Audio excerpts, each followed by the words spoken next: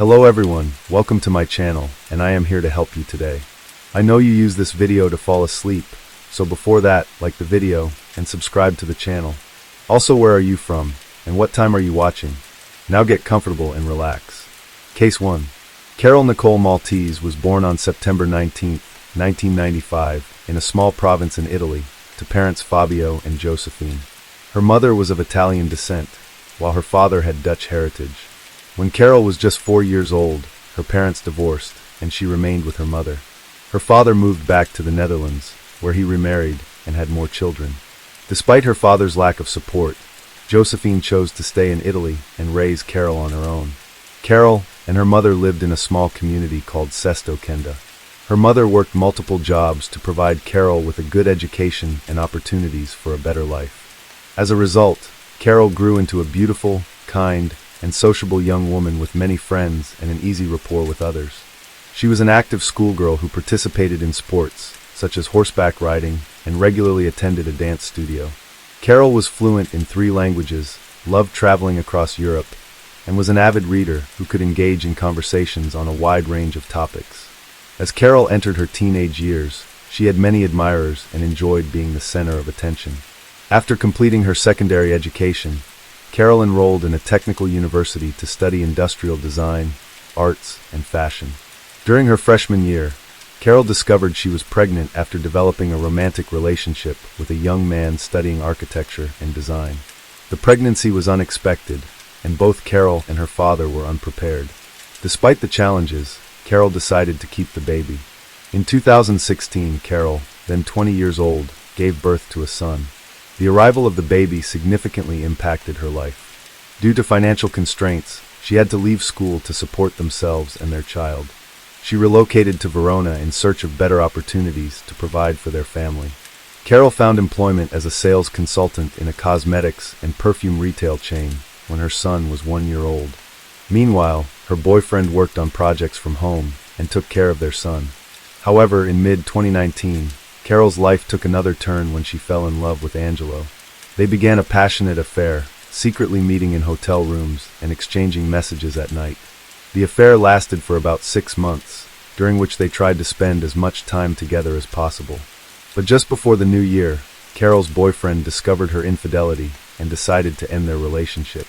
Carol thought it was for the best that she was leaving, as she had already planned to move in with her new boyfriend. However, they faced a challenge. Angelo lived with his parents, and Carol couldn't join him with her child from a previous relationship. They decided to rent a place together, but their plans were disrupted, which left them jobless and unable to afford a home. Carol had to move into Angelo's parents' house and temporarily leave her 4-year-old son with his biological father. Carol struggled financially, but Angelo and his parents supported her as much as possible. She had to rely on them completely, unable to contribute to her son's care. To make matters worse, her mother was diagnosed with Parkinson's disease, which required expensive treatment. In desperation, Carol looked for ways to earn money from home to support her son and ailing mother. She turned to social media and created a YouTube channel, sharing her experiences of life in isolation. Although her content didn't attract much attention, her striking appearance drew comments, including some unwanted and inappropriate proposals. A subscriber suggested that Carol create an account on the adult content platform OnlyFans, citing her attractive appearance and potential for quick success. Taking this advice, Carol registered under the pseudonym Charlotte Angel and began posting intimate photos and videos. She quickly gained a large following and started earning a substantial income. As time went on, Carol's content became more explicit and bold and was appreciated by her fans. However, she keeps her work a secret from her boyfriend and relatives. This secrecy was short-lived because an acquaintance of hers discovered her account about 6 months later.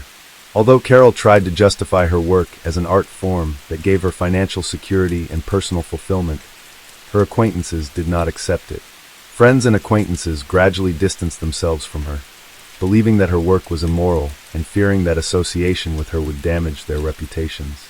Carol saw this reaction as prejudice and remained confident that she would achieve success and wealth as an adult film star.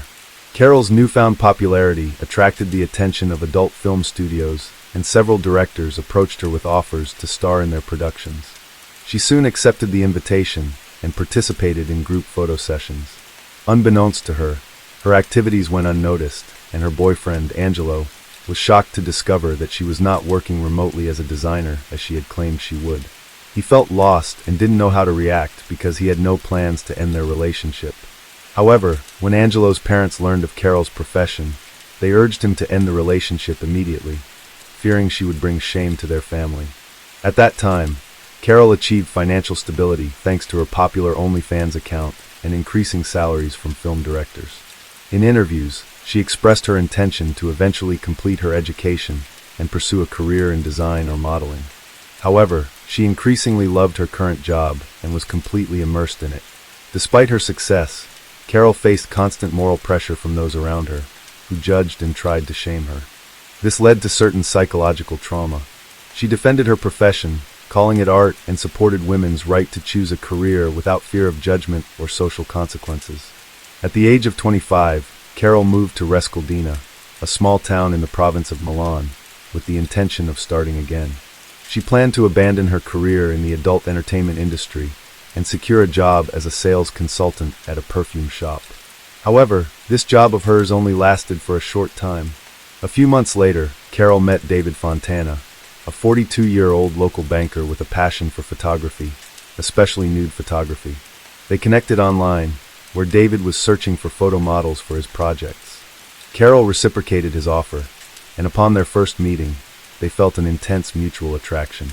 Despite being married, David pursued a relationship with Carol, and they began dating. Their relationship involved photo sessions that often led to intimate encounters.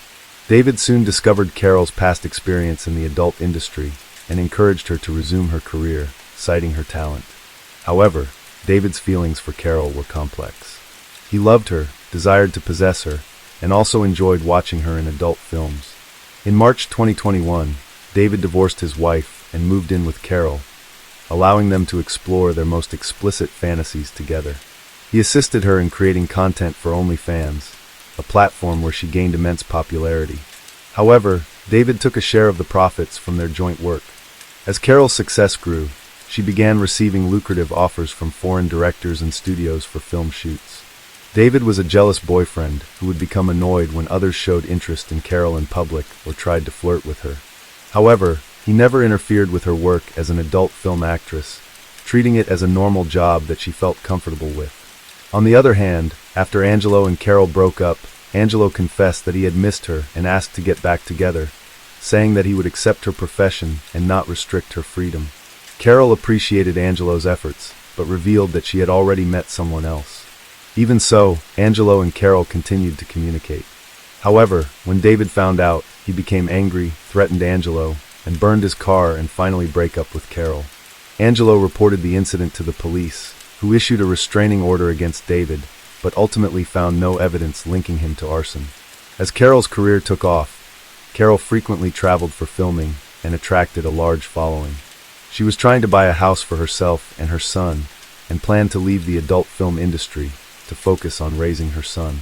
To achieve this goal, she started creating custom videos for fans, who would send her scripts and pay her to make their fantasies come true. This idea brought high profits to Carol.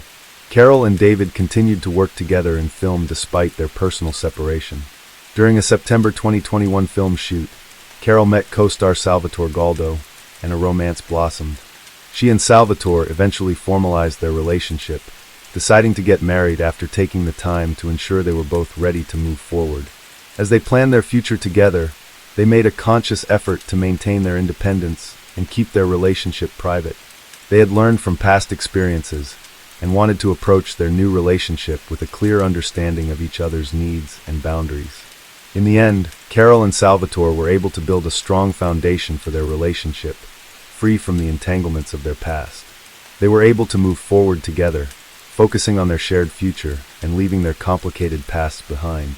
Carol's social media activity had slowed down significantly.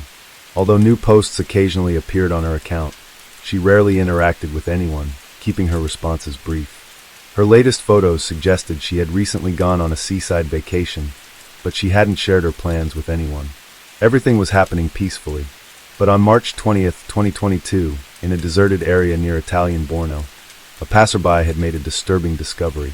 He had been walking along a cliff when he had spotted large black bags of trash on a slope near a body of water. He had felt uncomfortable seeing garbage in such a beautiful location, so he had decided to throw it away. When he had approached one of the bags, he had noticed that it was unusually heavy. His curiosity had turned to horror when he had seen human fingers poking out through the tear in the polyethylene plastic. The man who quickly contacted the police, and when officers arrived, they found 4 bags with a human body that had been divided into 18 parts. Due to the extreme disfigurement, identifying the remains seemed unlikely. Forensic analysis showed that the victim was a young woman who had been deceased for at least 2 months, but the cause of death could not be determined. It was clear that the body had been stored in a freezer before being thrown off a cliff in a remote area, likely with the intention of remaining hidden for a long time. Upon impact, the bags tore, spilling some of the contents. The perpetrator had attempted to conceal the victim's identity by removing any distinctive features, such as tattoos, although damaged remnants of these tattoos still existed. The skin in those areas had been severely damaged with burns from hot objects, cuts, and acid. Despite this, police were able to piece together fragments of the tattoos and compare them with a missing persons database. A breakthrough came when a news report about the body was broadcast, asking anyone who might recognize the described features to come forward.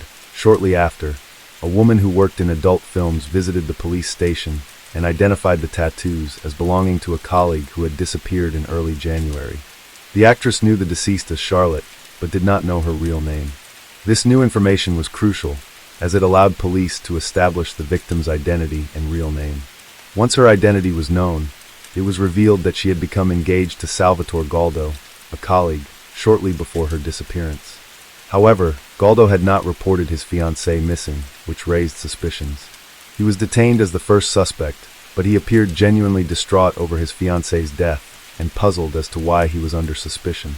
According to Salvatore, he had been in regular contact with his fiancée through messaging apps and social media, and he had proof of their correspondence. He claimed that Carol had caught sick and was self-isolating, which is why he hadn't visited her. When asked why he hadn't called to check on her, he said he had spoken with David Fontana, who lived nearby and had promised to care for her. Although Salvatore's story was unclear and unconvincing, his testimony led police to a second suspect who needed to be questioned. However, before police could search for David, he appeared at the station to report a missing person. This was a surprising turn of events. David had not been following the news and did not expect the body to be found so quickly. When he learned that Carol's body had been discovered and identified, he became worried.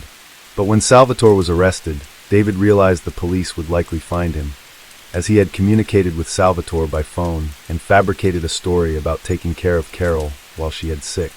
When questioned, David appeared nervous and gave conflicting accounts of his relationship with Carol. He claimed he and Carol were close, but they had not seen each other in months, and she had suddenly stopped contacting him. After hours of questioning, David finally cracked under the pressure and began confessing that he had accidentally killed Carol, claiming it had happened in early January during a filming session for a client who had paid a large amount of money.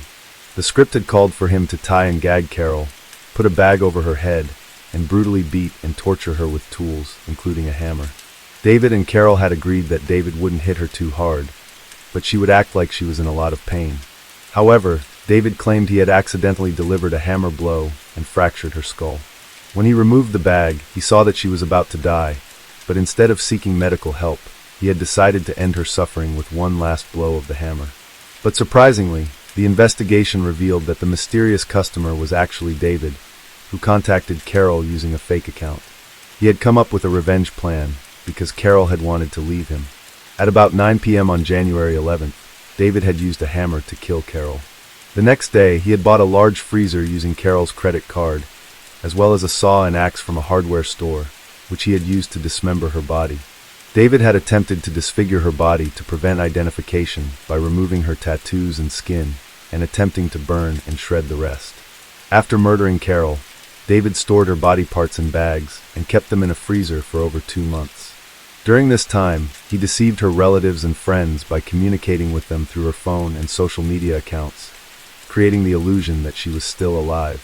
By the end of March, David thought it was safe to dispose of the body and dumped it off a cliff in a remote area. He hoped that the remains would either never be found or would have decomposed beyond recognition by the time they were discovered. However, the body was found just 2 days later, and authorities tracked David down within a week. The most puzzling aspect of the case is that none of Carol's relatives or friends reported her missing, despite her disappearance occurring nearly 3 months prior.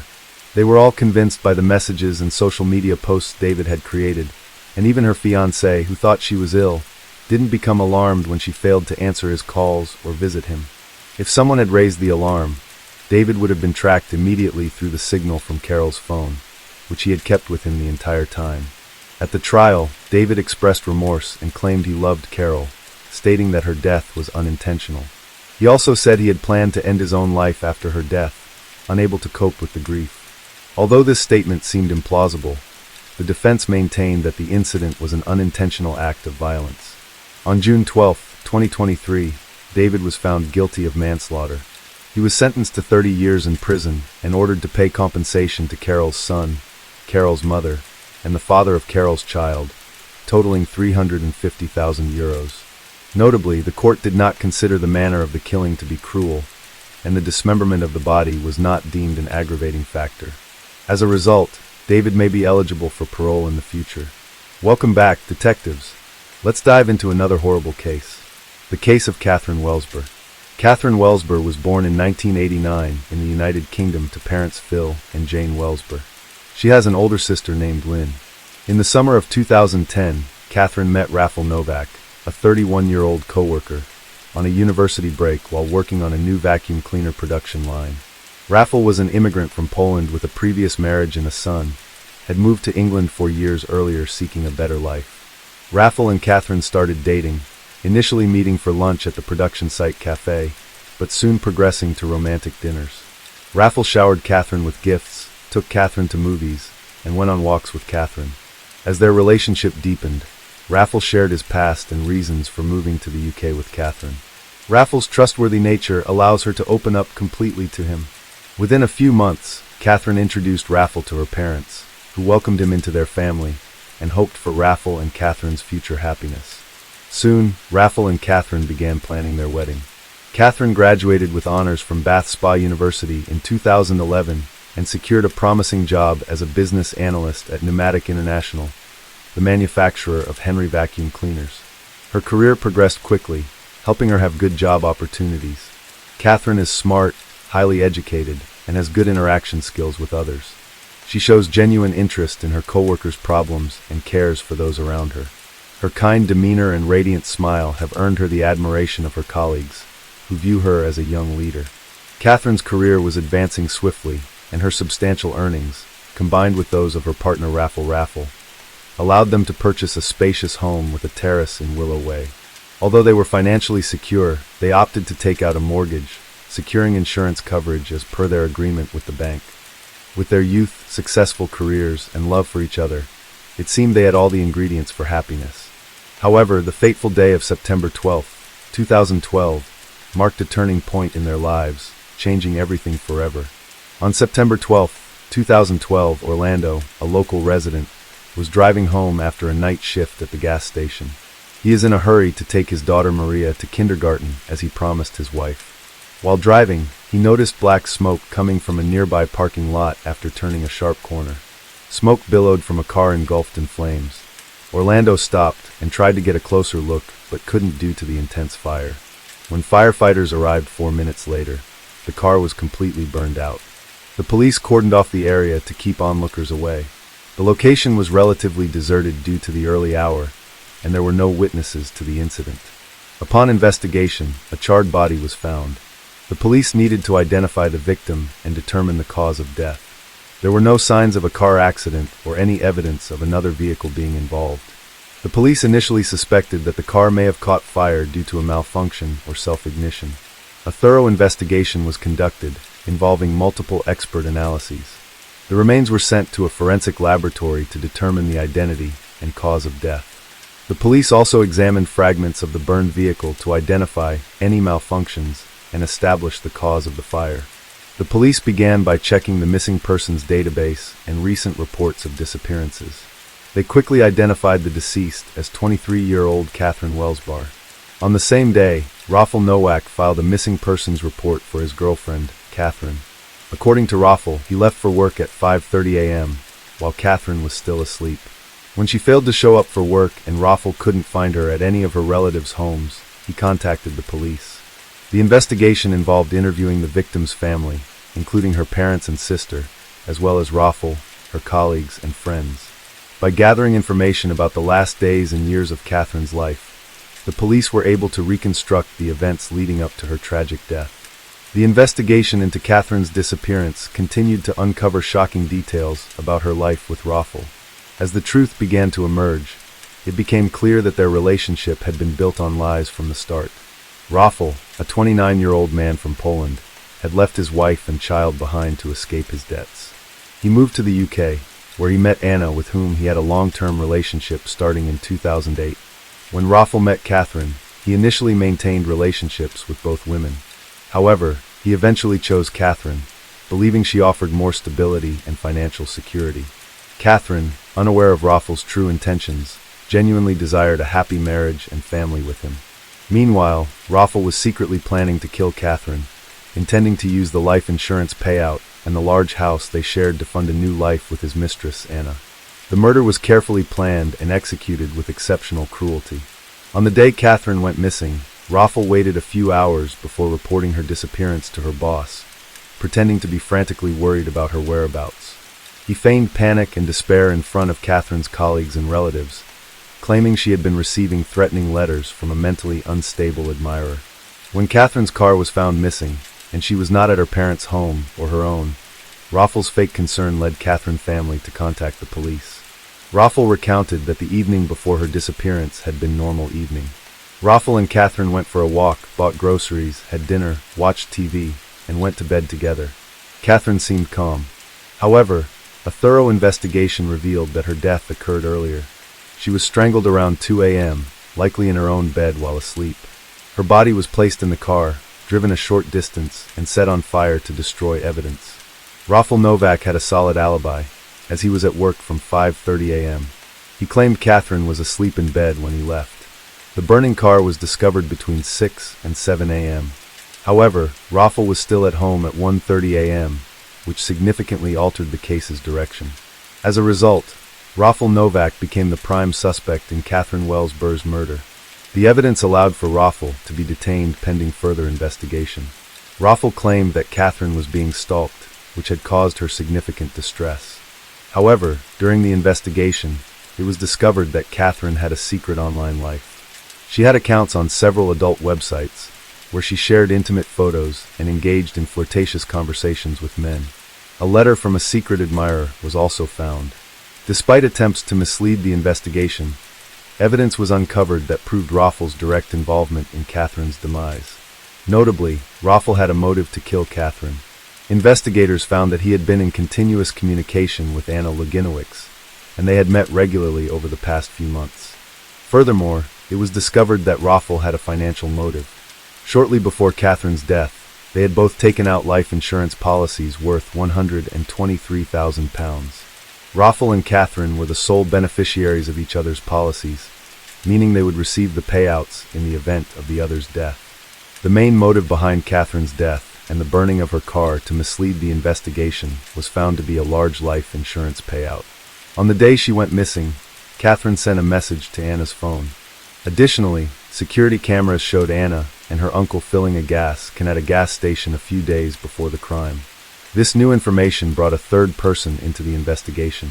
Anna Luginowicz, 32, and her uncle, Tadeusz Dimitrison, 38, along with Raffel Nowak, are suspected of being accomplices in a premeditated crime and arson to cover up evidence. The crime was carefully planned by them over several months. They created accounts on adult websites, uploaded doctored images of Katherine, and created chats with various men to mislead the investigation.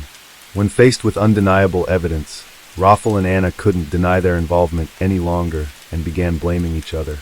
Raffel claimed that Anna, driven by jealousy, planned and carried out the crime to eliminate Katherine. In contrast, Anna accused Raffel of committing the crime out of greed, seeking to secure the insurance payout for the house. To avoid detection, the conspirators forged much evidence related to Katherine. They created fake profiles about Katherine on dating websites, portraying her as a promiscuous and highly sexual woman. Also, to cover their tracks, the conspirators burned Katherine's body and created a fake story about her.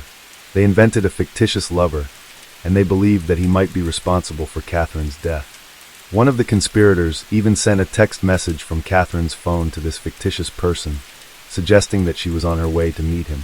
However, forensic experts discovered that when the fire broke out, Katherine was only wearing her favorite nightgown, not an appropriate outfit to meet someone. Despite the evidence, Raffel refused to acknowledge his involvement in Katherine's death. Instead, he told Jane, Katherine's mother, that her daughter was receiving threatening emails and text messages from an ex-boyfriend who said if he couldn't have her, no one could. Raffel also claimed that Katherine had spoken of taking her own life. In a shocking display of deceit, Raffel allowed Katherine's parents to comfort him, believing he was also mourning the loss of Katherine he loved. Raffel's acting was incredibly convincing.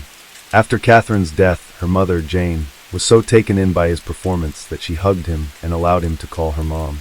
Jane explained that in the early stages of the investigation, the police viewed Raffel more as a witness than a suspect, so she decided to offer him her full support. Her reasoning was that if Katherine had loved him that much and he was considered part of their family, then he deserved their support.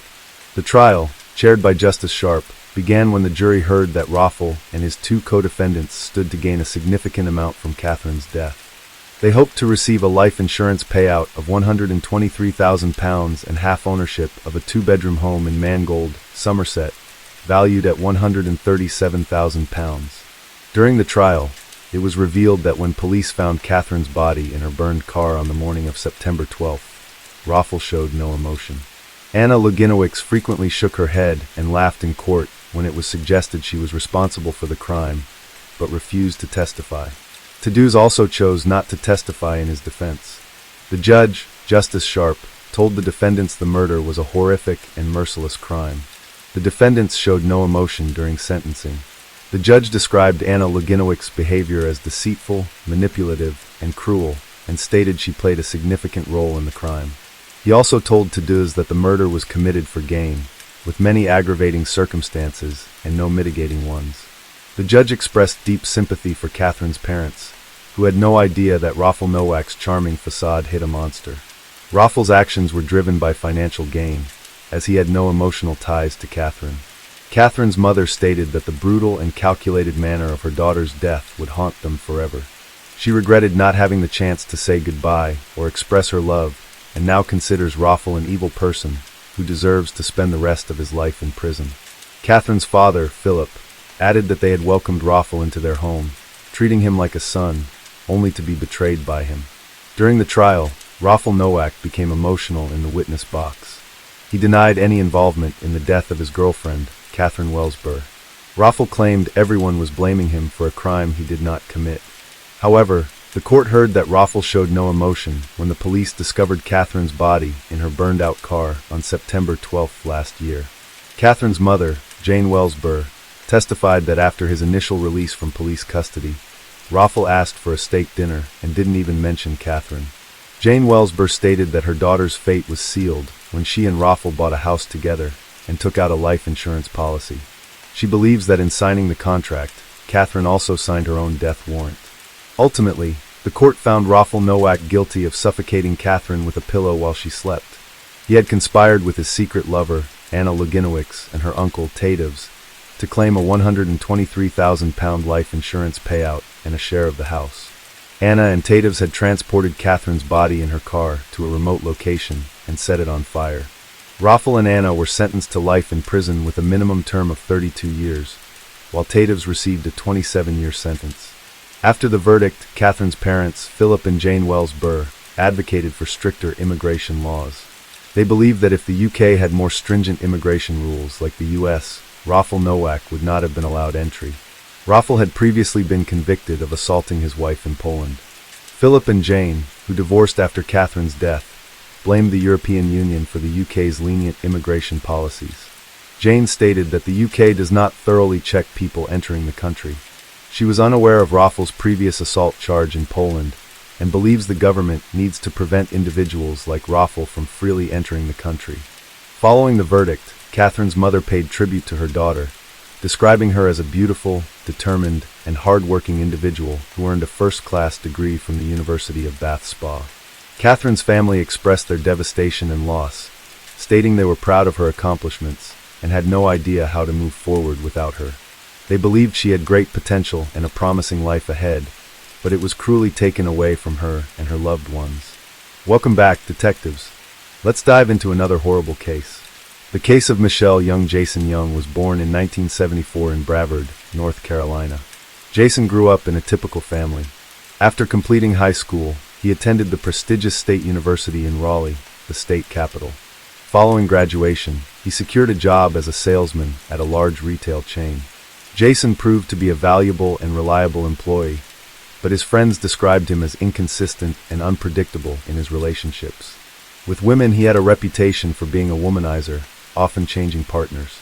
Michelle Young was born in February 1977 in New York. She was raised in with her younger sister Meredith and their devoted mother Linda. Linda played a significant role in Michelle's early life, nurturing her passions and talents from a young age. Michelle's interests in law and economics were evident from her school days, and she dreamed of pursuing a career in this field. Michelle's academic journey led her to apply to several universities after high school, eventually gaining acceptance into a top university in North Carolina. There, she pursued her master's degree in economics. After completing her education, Michelle secured a prestigious job at a leading accounting firm in the state, rapidly establishing herself as a skilled professional. She achieved financial stability, was able to support herself fully. A chance encounter at a bar on Michelle's birthday, when Jason accidentally spilled a cocktail on her, he immediately apologized and offered to buy her another. This kind and thoughtful act caught Michelle's attention, and they began chatting. As they talked, they discovered that they had a lot in common. They both went to the same college, although Jason graduated 3 years earlier. Their casual conversation quickly turned into a romantic relationship, and they began dating. Although they had deep feelings for each other, they had no plans to get married or move in together. At the time, Jason still lived with his parents in Brevard, while Michelle lived in Raleigh. They would see each other on weekends or during Jason's business trips to Raleigh. During one of their meetings, Michelle dropped a bombshell. She was pregnant. This news came as a shock to both of them, as they were not yet ready to become parents. Jason and Michelle were young and focused on their careers, with no immediate plans to start a family. However, when Michelle became pregnant, she decided to keep the baby after some initial hesitation. Jason took a month to come to terms with the situation and then relocated to be closer to Michelle. After a few months, they got married, but it wasn't due to love or the pregnancy. Instead, it was because Michelle lacked health insurance, and the cost of childbirth would have been prohibitively expensive. Marriage provided a solution to this financial burden. Their daughter, Cassidy Elizabeth, was born in the spring of 2004. Michelle threw herself into domestic life and family responsibilities with the help of her mother and younger sister. Although Michelle's family was wary of Jason, they tried to avoid conflicts and accepted him as part of their family. Later that year, the young family moved into a large house in a quiet neighborhood. Michelle's mother, Linda, came to visit to help with housework and noticed a tense atmosphere in the home. Jason had a bad temper and often started arguments. Michelle tried to downplay these incidents and appear cheerful. However, she confirmed with her mother the true state of their relationship, which seemed ominous. When Cassidy was just 2 years old, Michelle found out she was pregnant again. She was nervous about sharing the news with her husband, but he took it calmly and even seemed happy. The family decided to visit Jason's parents in Brevard to share the news in person. They spent the weekend celebrating with relatives, and on Monday they left Cassidy with the grandparents for a few hours and went out to dinner to celebrate the event. As they were driving home, Jason, who was driving, overturned and the car went off the road into a ravine. They were left very frightened with a few scrapes and bruises, but their lives were not in danger. However, Michelle had suffered a miscarriage, so Michelle was very worried.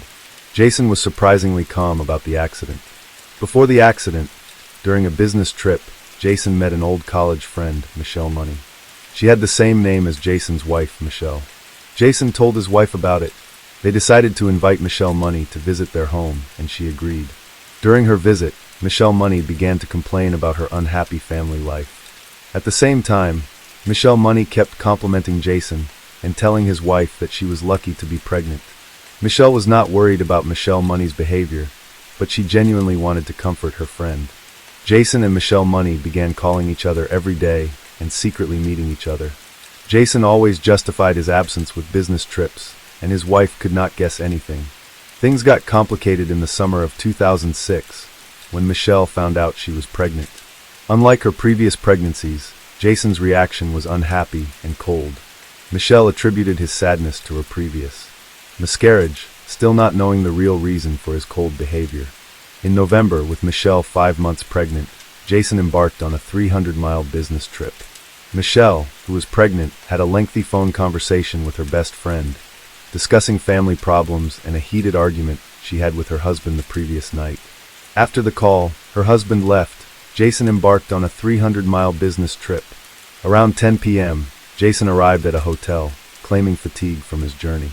However, instead of resting, he began to carefully examine the hotel's entrances, exits, and security cameras, planning a way to leave and return undetected. He was creating a solid alibi for a crime he intended to commit. Early the next morning, Jason calls Meredith and asks for her help. He tells her that he wants to surprise his wife with a piece of jewelry for their anniversary, but accidentally sent the order confirmation to their home fax machine. Jason is worried that Michelle will see the gift and ruin the surprise. Even though Meredith doesn't like Jason, she agrees to help him. Meredith arrived at her sister's house, using a secret door in the garage that only family members knew about and that was always left unlocked. The house was unusually quiet, but Michelle's keys, wallet, and important papers were still in the hallway, suggesting she hadn't left the premises.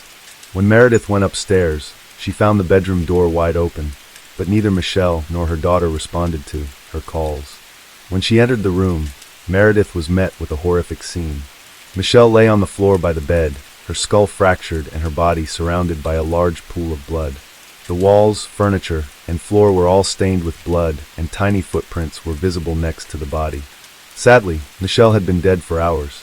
As Meredith rushed to call 911, she heard a faint noise coming from under the bed. When she looked back, she saw Michelle's young daughter, Cassidy, looking at her with a confused expression. Cassidy was unharmed. The little girl had witnessed her mother's brutal death and had spent many hours by her side. A forensic examination of Michelle's body later revealed a series of bruises, abrasions, and broken bones. Her teeth had been broken, and her skull had been fractured by a heavy object. A bloody pillow was found next to her body, with marks suggesting she had been suffocated by the pillow. The murder investigation revealed some crucial facts. First, nothing was stolen from the house, indicating that the killer's sole intention was to murder the Michelle. Furthermore, there were no signs of forced entry or broken locks, suggesting that the perpetrator had a key or knew about a secret door that only family members were aware of. Normally, Jason would be the prime suspect, but in this case, Jason seemed to have a solid alibi. He claimed to have checked into the hotel and not left until the morning, then attended a business meeting. Hotel records confirmed that he used a key card to enter and exit the room. However, upon closer inspection, investigators discovered several irregularities in Jason's alibi. A hotel employee found the fire escape open and propped up with a rock. When investigators reviewed surveillance footage to determine who had propped up the rock, they discovered that the camera had been deliberately disabled on the night of the murder. Jason's room was last recorded about half an hour after he checked in. The strange events continued. Later that night, a man resembling Jason stopped at a gas station between the hotel and the crime scene. When asked to show identification as required by the station's rules, he refused, paid with cash, and hastily left without waiting for his change. The on-call attendant identified Jason, but he denied any involvement, claiming that he had spent the night in the hotel room. His actions, however, raised suspicion. On the day before the tragedy, Jason had made more than 24 calls to his wife, Michelle, and 5 more to his mistress, Michelle Money, each lasting less than 15 seconds, suggesting he was in a state of panic. Notably, these calls were made outside the hotel, contradicting his claim that he had been in the room all night. Additionally, Jason was late for a scheduled business meeting with his partners and appeared distracted. While these incidents were suspicious, they did not prove his guilt, so Jason was able to maintain his normal life for nearly 3 years. He even won custody of his young daughter, which was a huge blow to Michelle's family. Jason's case was reopened in 2012 with new evidence. Witnesses reported seeing his distinctive white car near his home on the night of the murders. A child psychologist testified about Jason's daughter, reenacting a disturbing scene with her doll. And Jason's former mistress, Michelle Money, revealed Jason's mood swings and violent outbursts, and that he had confided in her about his marital woes. This testimony helped convict Jason of brutally assaulting his pregnant wife, and he was sentenced to life in prison without parole. As a result of Jason's actions, his daughter, Cassidy, was left without parents. Her mother was murdered, and her father is in prison for the crime. Cassidy is now being cared for by her aunt and maternal grandparents. Hello friends, welcome to our channel. Today we're going to take a look at another horrible case with you. The case of Georgina Simons. Georgina, an effervescent and determined escort, inhabited a world steeped in affluence and grandeur.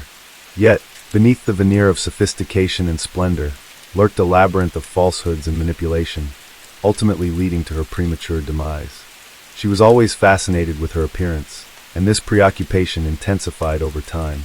Seeking more space for their family, Georgina, Pete, and Emily found a small terraced house and moved in, enjoying a steady income and financial security. Money was not a concern for them. Pete found success working in the electric vehicle industry, while Georgina, feeling unsatisfied with her 9-to-5 job in the loan industry, sought alternative career paths. She confided in her friends, expressing her belief that the traditional 9-to-5 workday was not a good fit for her. Eventually, Georgina began supplementing her income by working as a burlesque dancer in a bar, and later for an escort service. Both roles appealed to her due to the attention they provided. However, it was during her tenure at the agency that her life took a significant turn. In May 2012, at the age of 20, Georgina crossed paths with Peter Morgan, then 49, a well-to-do real estate developer who lived near where she resided. Peter led a life of affluence, happily married to Helen and a devoted father to their 2 children. His wealth originated from a multi-million-pound property portfolio, which notably included a stately windmill situated on a sprawling 300-acre estate that he shared with his parents and brother. Peter's childhood was marked by early exposure to farming equipment and machinery. By the age of 10, he had become adept at operating tractors and motorcycles.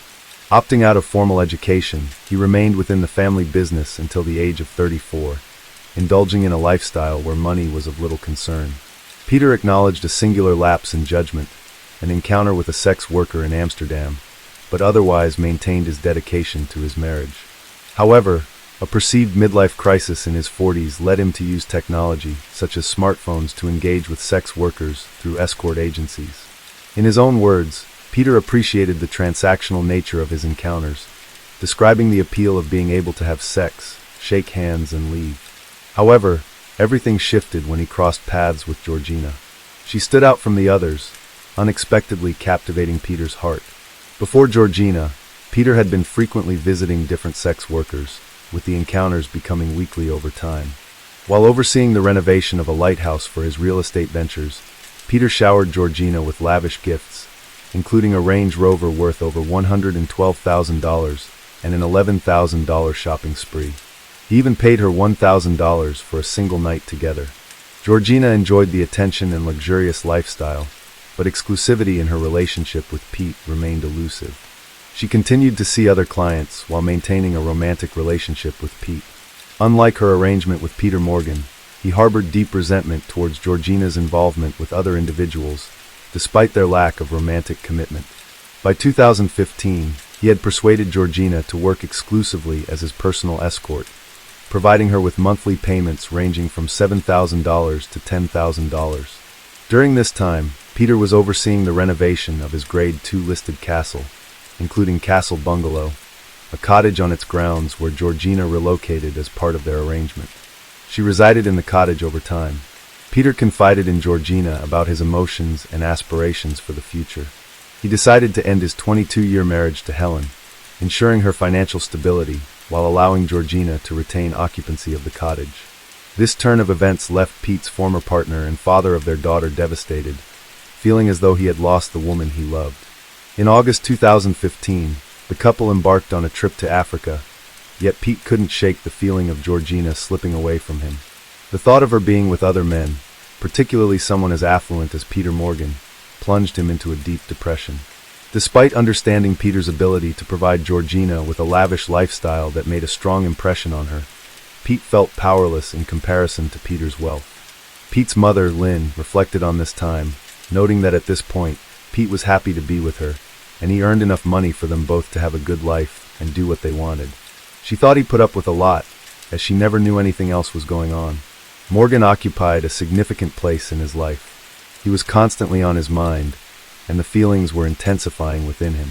However, Pete cared too much about his mother to talk about these issues. On November 15, 2015, Pete Deem vanished following a heated argument with Georgina regarding text messages. Tragically, he was later discovered deceased by hanging in a wooded area. 2 days later, Alexi Butcher, a friend of Georgina's, succinctly summed up the situation. Rich Pete was completely smitten. He loved and cherished her, envisioning a future together. However, it seemed Georgina was only interested in him for his wealth. It is doubtful that she ever truly cared for him, even though she claimed to have left poor Pete for him. Her intentions were always to exploit rich Pete for as much as she could before returning to poor Pete. Adding to Georgina's distress, she had lost her father to suicide just a few months before Pete's death. Despite the hardships she faced, it was clear that she genuinely cared for Pete, like many others did. However, she would have to confront the devastating realization that her own actions contributed to his untimely demise. The news of Pete's death deeply affected Georgina, causing a significant shift in her personality. She blamed Peter for Pete's passing and became increasingly intolerant of his obsessive and controlling behavior. Furthermore, she held Peter accountable for having to deal with social services regarding her daughter's well-being. Georgina publicly criticized Peter in front of his friends and family, which angered him. Peter was frustrated that even with Pete gone, he could not have Georgina entirely to himself. Later, he would recollect that Georgina had almost succeeded in terminating her own life by slashing her wrists in the bathtub.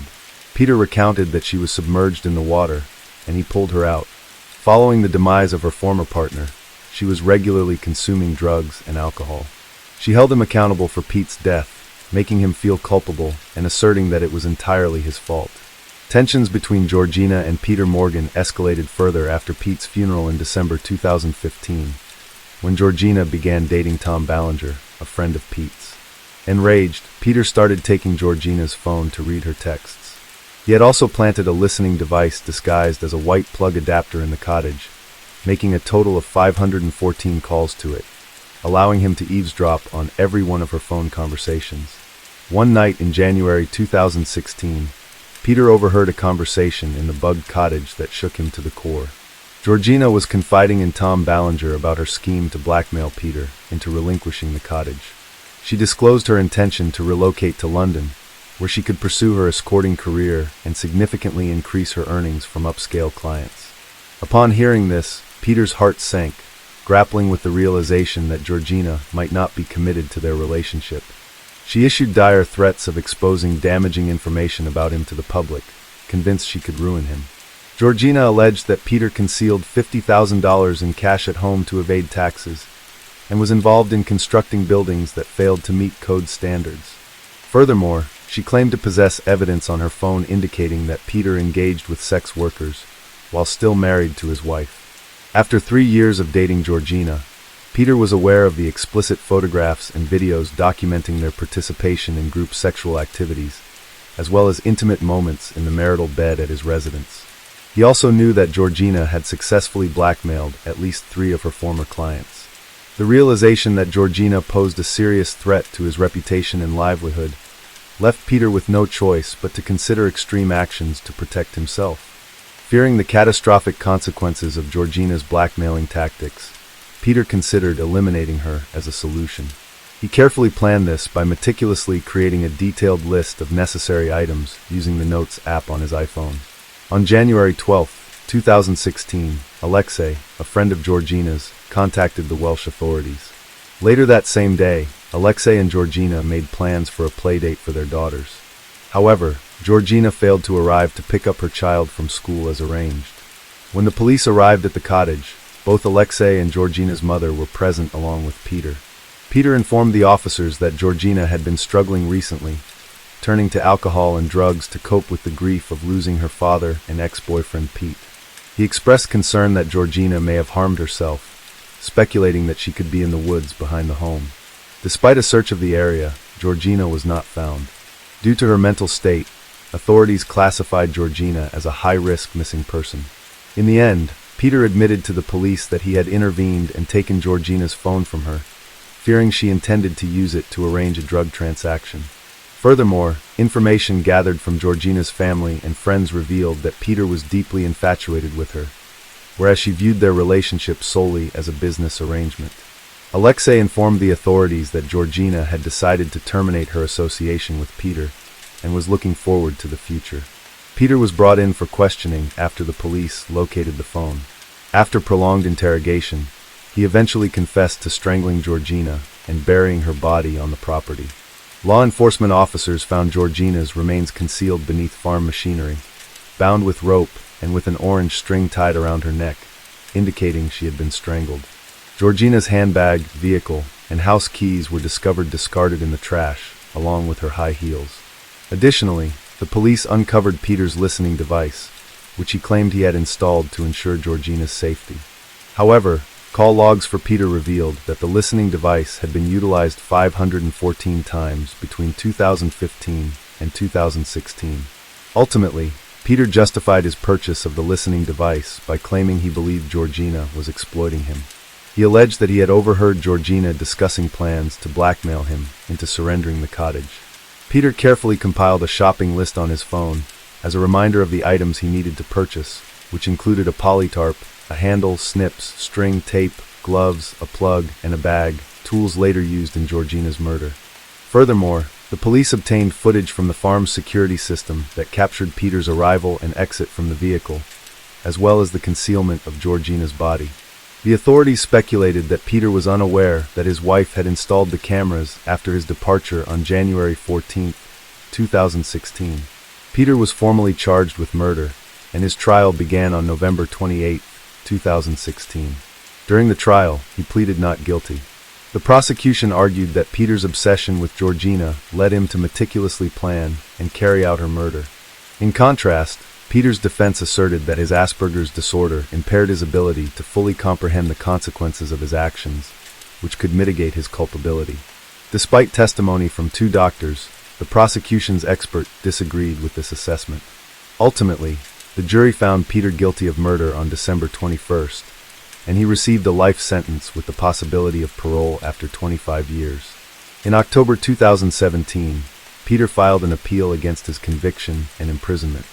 However, the appeal was dismissed in March 2018. The unexpected death of Georgina deeply affected her family and friends, plunging them into deep grief. Her vibrant personality, now a treasured recollection, stands as a poignant reminder of a life cut short by this tragic event. The community came together in a display of unity, offering sincere support to Georgina's family and friends as they grappled with their sorrow. Their steadfast presence served as a powerful testament to the resilience that can be found in the collective strength of a community facing hardship. Though Georgina's life was tragically short-lived, her legacy continues to live on in the hearts of those who cherished her. May her memory inspire others to savor every moment and appreciate the preciousness of life. Hello friends, welcome to our channel. Today we're going to take a look at another horrible case with you. The case of Katherine Nevin. 55-year-old Tom Nevin was fatally shot in his pub, Jack White's, near Arklow, in the early hours of March 19th last year. He was killed by a single shotgun blast to the side as he was counting the takings after the St. Patrick's holiday weekend. His car, which was driven away after the robbery, was later discovered abandoned at Dartmouth Square in Dublin.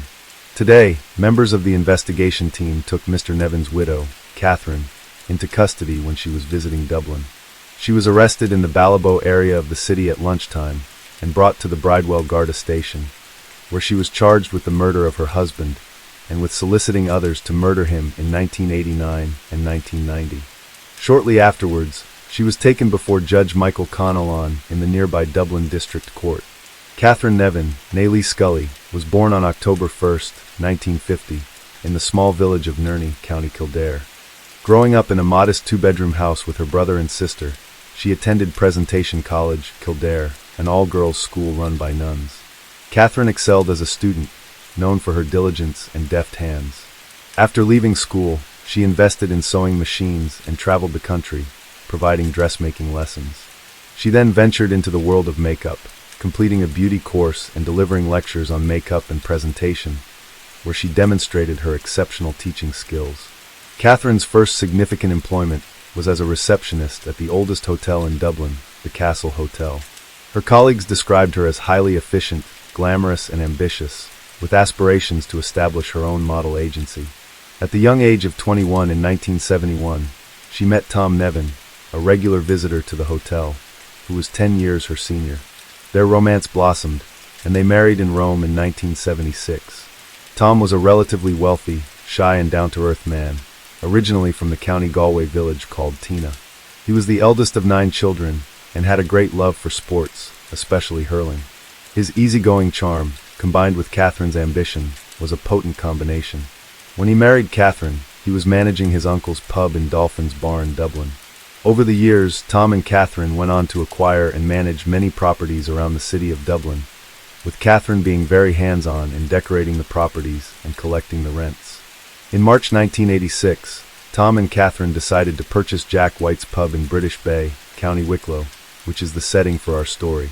They worked tirelessly, keeping the pub open from 8:30 a.m. until late at night.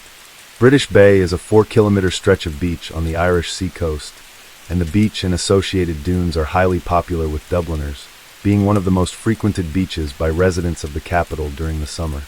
Acquiring Jack White's pub and restaurant was a lucrative move for the Nevins.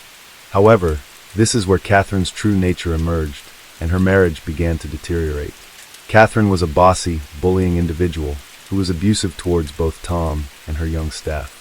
While some may have seen her as a motherly figure, the general consensus was that she was a nightmare to work for. She had no qualms about belittling Tom in front of the staff and berating her young staff members, who would later speak out against her. An example of her pettiness was told by one staff member, where one night after closing, the staff and Tom were sitting around chatting and having a laugh. When Katherine came into the bar, she didn't like what she saw and confiscated the staff's tips tip jar, which was so petty and spiteful. Tom was affectionately known to the staff as Daddy. He was a gentle giant, standing at 6 feet 3 inches tall, and was caring and quiet. The staff loved him, and he would go out of his way to help any of them. However, Katherine ruled the workplace with an iron fist. One staff member reported that she was so strict and ruthless that her behavior bordered on inhumane. Kathleen, a cleaner on the staff, was told to come in early to redo rooms that she had already cleaned. At one point, Katherine asked the cleaner to work full-time, and when the cleaner refused, Katherine retaliated by contacting the social welfare officers and reporting that Kathleen had refused full-time work, thereby making her ineligible for government assistance. Katherine's actions were petty and vindictive. As early as 1986, Katherine and Tom were no longer a married couple. Tom slept in the staff quarters while Katherine occupied the main bedroom, openly entertaining male friends just doors away from Tom's room, a deeply disrespectful situation. Although Katherine had requested a divorce multiple times, Tom refused, as he had already annulled his first marriage, and his Catholic upbringing made him reluctant to go through another failed marriage. If Tom had granted the divorce, he might still be alive today, spared the years of humiliation before his staff, friends, and patrons. Between 1989 and 1991, Katherine desperately wanted to end the marriage, making no fewer than 18 requests to have her husband killed.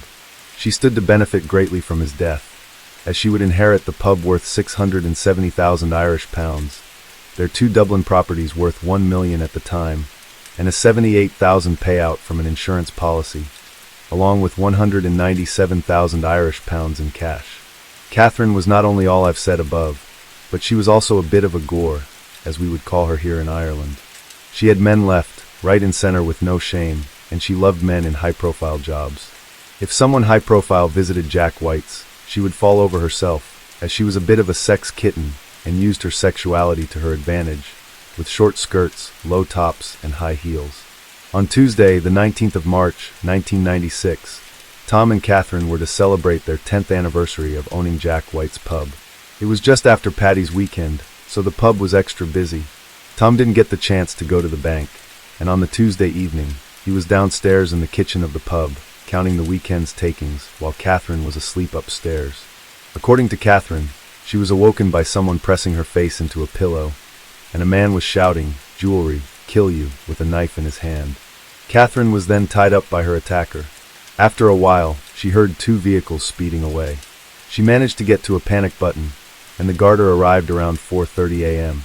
They found Tom slumped on the kitchen floor, in a pool of blood, with a gunshot to his chest, still wearing his glasses and a pen in his hand. He was surely dead. A sum of 13,000 Irish pounds, equivalent to €16,500 today, was stolen, along with Tom's car, which would later be found in Dublin City, abandoned. It looked like a robbery gone wrong, but despite Katherine's story, there were no signs of a 4th entry, and the phone cards had not been pulled out of the walls, but 2 were off the hook. Katherine's bedroom was in a state of disorder, but it did not appear to have been systematically searched, and jewelry had been scattered around, but none was taken. From the time of the shooting, it would take Katherine a total of 2 hours before she pressed the alarm button to alert authorities of the break-in. She would greet the garter, scantily clad, and tell them she had been tied up with her own black tights, and her underwear had been thrust into her mouth as a gag. A guard of fingerprints expert found drawers discouraged on the floor, which appeared to have been lifted from the sides and placed on the ground. None of the doors and windows in the pub showed signs of forced entry. She had not gone to her husband's separate bedroom for help once she had freed herself. A witness would recall how on the day of the murder, Katherine had told staff they were not welcome to stay there that night in the pub, as they had often done after a night out, especially after a bank holiday weekend.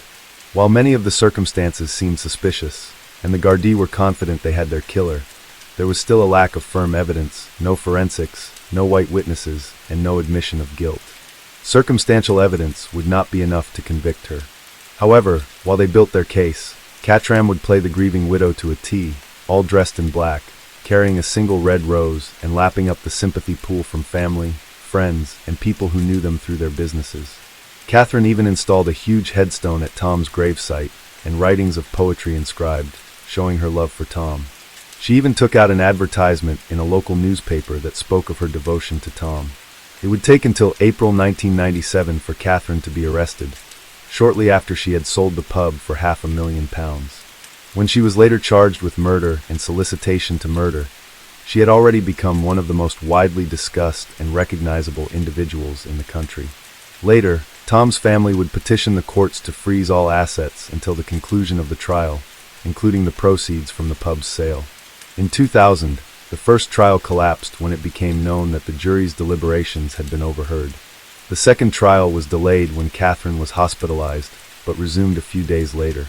Katherine pleaded not guilty, and as the prosecution had only circumstantial evidence, they heavily relied on the testimony of 3 specific witnesses.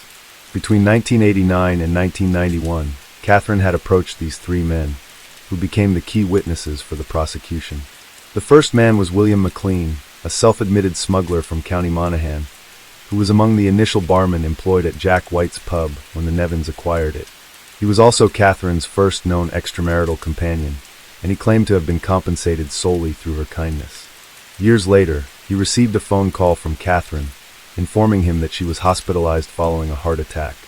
However, it was in fact a cosmetic surgery procedure. She offered him £20,000 and the prospect of rekindling their relationship if he agreed to kill Tom. His response was a firm refusal. The second man was John Jones, a former member of the political party Sinn Féin, who ran an advice clinic at the back of his shop in Dublin. She had offered to host meetings in the pub to gain favor with the IRA. She visited his shop one day and directly requested that he have the IRA kill Tom. Jones thought she was joking and refused. A few weeks later, she would return with the same plan, but Jones would decline again. She even showed up at his business premises, bruised and bandaged, claiming that Tom had assaulted her. In fact, she had undergone cosmetic surgery again, as it seems our Katherine was fond of such procedures in the past. Eventually, she got the message and stopped asking. The third of these witnesses was Jerry Heaps, a former member of the Provisional Irish Republican Army, and he worked for John Jones in his shop. It was Jones who had originally introduced Jerry to Katherine. She approached him at least 10 times, asking him to help her kill Tom. Then she suggested to him that Tom could be killed during one of his weekly visits to the flats he owned, as it would be an opportune moment since he would have the pub takings with him. Every time Jerry refused, she would come up with another idea. One of these involved ambushing him after having a meal out with Katherine. He told her he couldn't do that because the bulk of the shot would pass through him and hit her. Katherine's response to this was that it would look great if Tom was to die in her arms. Jerry said no once again. Katherine also would have an affair with Guard Inspector Tom Kennedy, an affair he would deny in court. This affair began in 1991. Several staff members would say in court that Kennedy was a frequent visitor to the pub, and one staff member said she had seen him and Katherine in bed together on several occasions. Kennedy would say that Tom was his friend, and he was the only reason he went to the pub. But Tom would say different to one of his staff the morning after a retirement party that was held at the pub for Kennedy, where Katherine would gift him paid flights to New York to visit his children, a very generous gift on Katherine's part. Kennedy will go on to say to the Guardie that Katherine was the type of woman who would give you a pain in the head when she started getting on about things. He said he was aware of the rumors of him and Katherine having an affair, but that he was over 60 and that sex would not be a concern of his. Next we have Judge Danica Buckler, who was introduced to Katherine by Tom Kennedy. Edward said he too had an affair with her, which he also denied, just like Kennedy. It was also stated that he had his own key to the pub and would let himself in and out at all hours of the night. Allegedly, Tom was very upset by this affair, according to staff members, and he would frequently argue with Katherine over it. Katherine would later go on to deny these affairs in court. On the day before Tom's murder, Monday the 18th of March, the bar and lounge saw steady customer traffic. The only unusual occurrence that day was a visit by a strange man wearing a long overcoat and carrying a bag. This man then went to make a phone call, and one of the staff said he was muttering into the phone. He spoke to Tom, and the staff presumed Tom knew him, given the nature of their conversation. This man was not seen leaving the pub that day, and it is possible that he did not leave, but instead hid in the pub and later, in fact, shot Tom. Also, after Tom died and Katherine was under investigation for his murder, there was no objection to oppose her taking on the license of the public house exclusively. The Judge Danica Abicola would be the one to grant her the license in his private chambers. Another theory was that the captain herself was the one who pulled as she was the only one in the pub that night. Tom did not appear to act defensively immediately prior to it. He still had his glasses on his nose, and his pen was in his hand when the guards found him. He would not have been unduly surprised by her arrival in the kitchen. While there was no evidence of firearm residue found on her clothing, they only tested the clothes she was wearing on that night. But she could have changed her clothes before she tied herself up. After all, she had 2 hours before she got help. She also admitted to washing her hands before their arrival. In another scenario, Katherine would have had to be assisted by an accomplice who tied her hands and took the money, the gun, and the car to Dublin. The other theory is that Katherine helped one or more people to carry out the killing. The trial of the notorious Black Widow, as she was dubbed, captivated the nation from start to finish, and she quickly became one of the country's most high-profile killers. She assassinated Tom's character by claiming he was abusive and alcoholic. Despite Katherine's continuously glamorous appearance and impeccable grooming, her tight-lipped expression and stubborn chin, along with her apparent determination to appear matronly rather than seductive, could not be concealed. Her appearance was part of the extensive web of lies she had constructed to shield herself. The media reported on Katherine's appearance, from her clothes, her hair and makeup, and even down to her nail polish. In court, it became such a problem that Judge Carl put a ban on the press reporting on her appearance. After a gripping 42-day trial, the jury of 6 men and 6 women deliberated for a record 5 days before she was found guilty in April 2000 for paying a hitman to murder her husband and for soliciting 3 men to do the same. She received life in prison. 3 years later, Katherine was back in court, trying to get her case overturned. The Court of Criminal Appeal said, however, that it was satisfied there was nothing in the new material that could come to light that could have assisted in Katherine's defense, and so it was dismissed. In 2010, she had another miscarriage of justice appeal dismissed. In 2014, she was denied in her bid to appeal her murder conviction to the Supreme Court.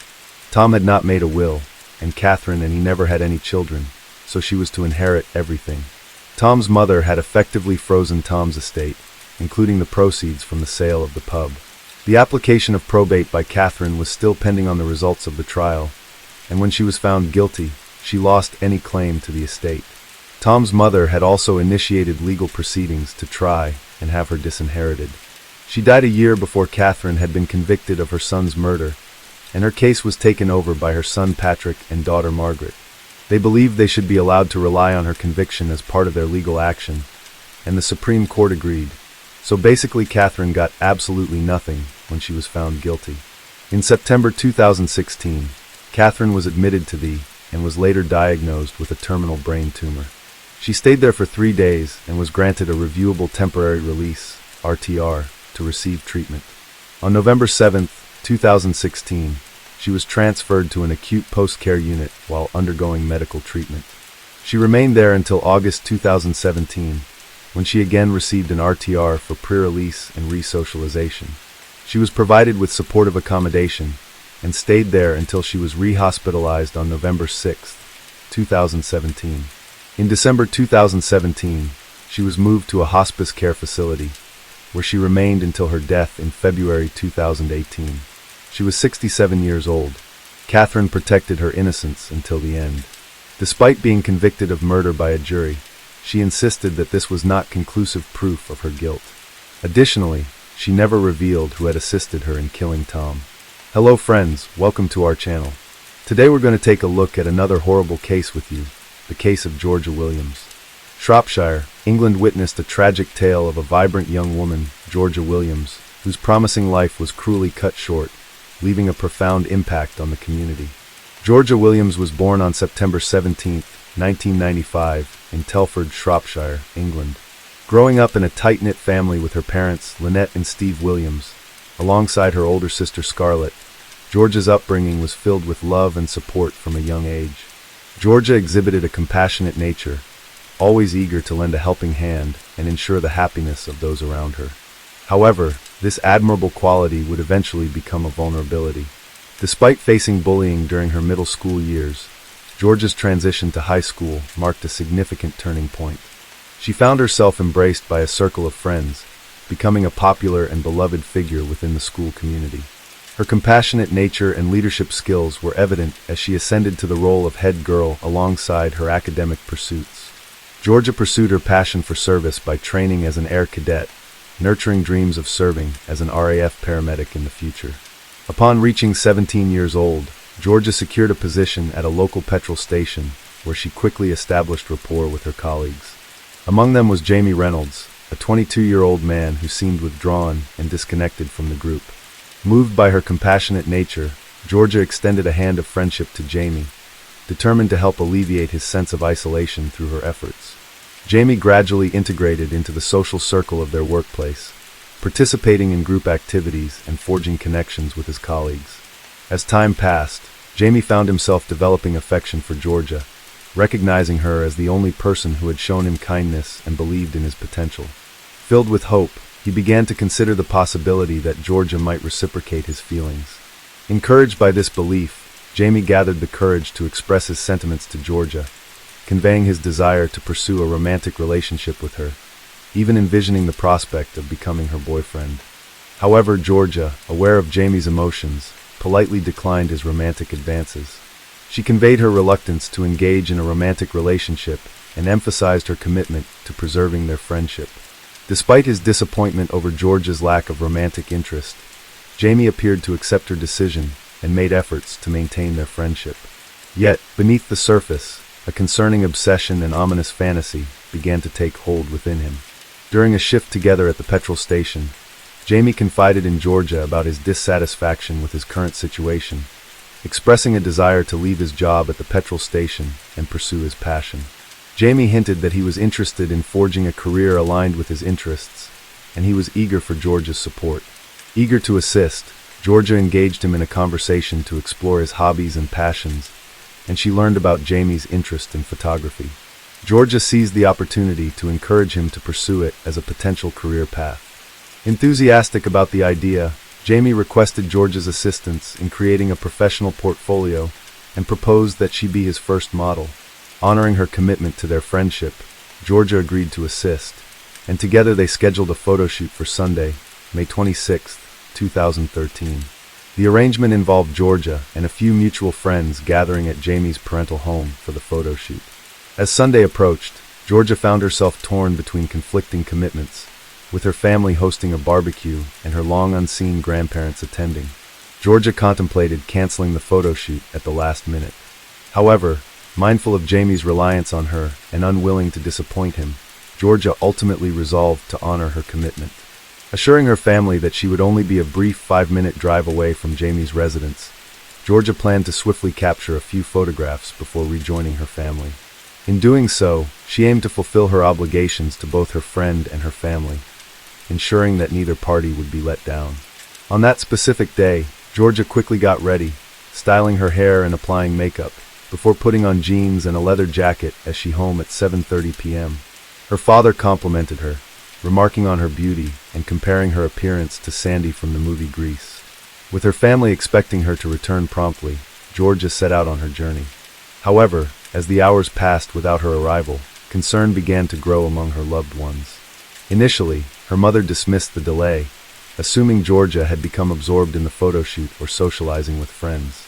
Sending a text to inquire about the conclusion of the photo shoot, her mother received a response from Georgia indicating that the photo shoot had ended some time ago and that she was spending time with friends, implying she might return home late. Unperturbed by the exchange, Georgia's mother interpreted the text as routine, observing the customary trio of kissy face emojis that often punctuated her daughter's messages. Given Georgia's responsible character, her mother harbored no suspicions of any trouble. As the night passed, Georgia's parents went to bed, expecting her to return home by morning.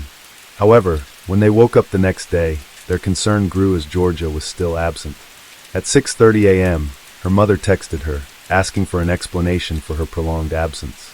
It wasn't until 7:30 a.m. that a response came, stating that Georgia had stayed at a friend's house and her phone's battery was running low.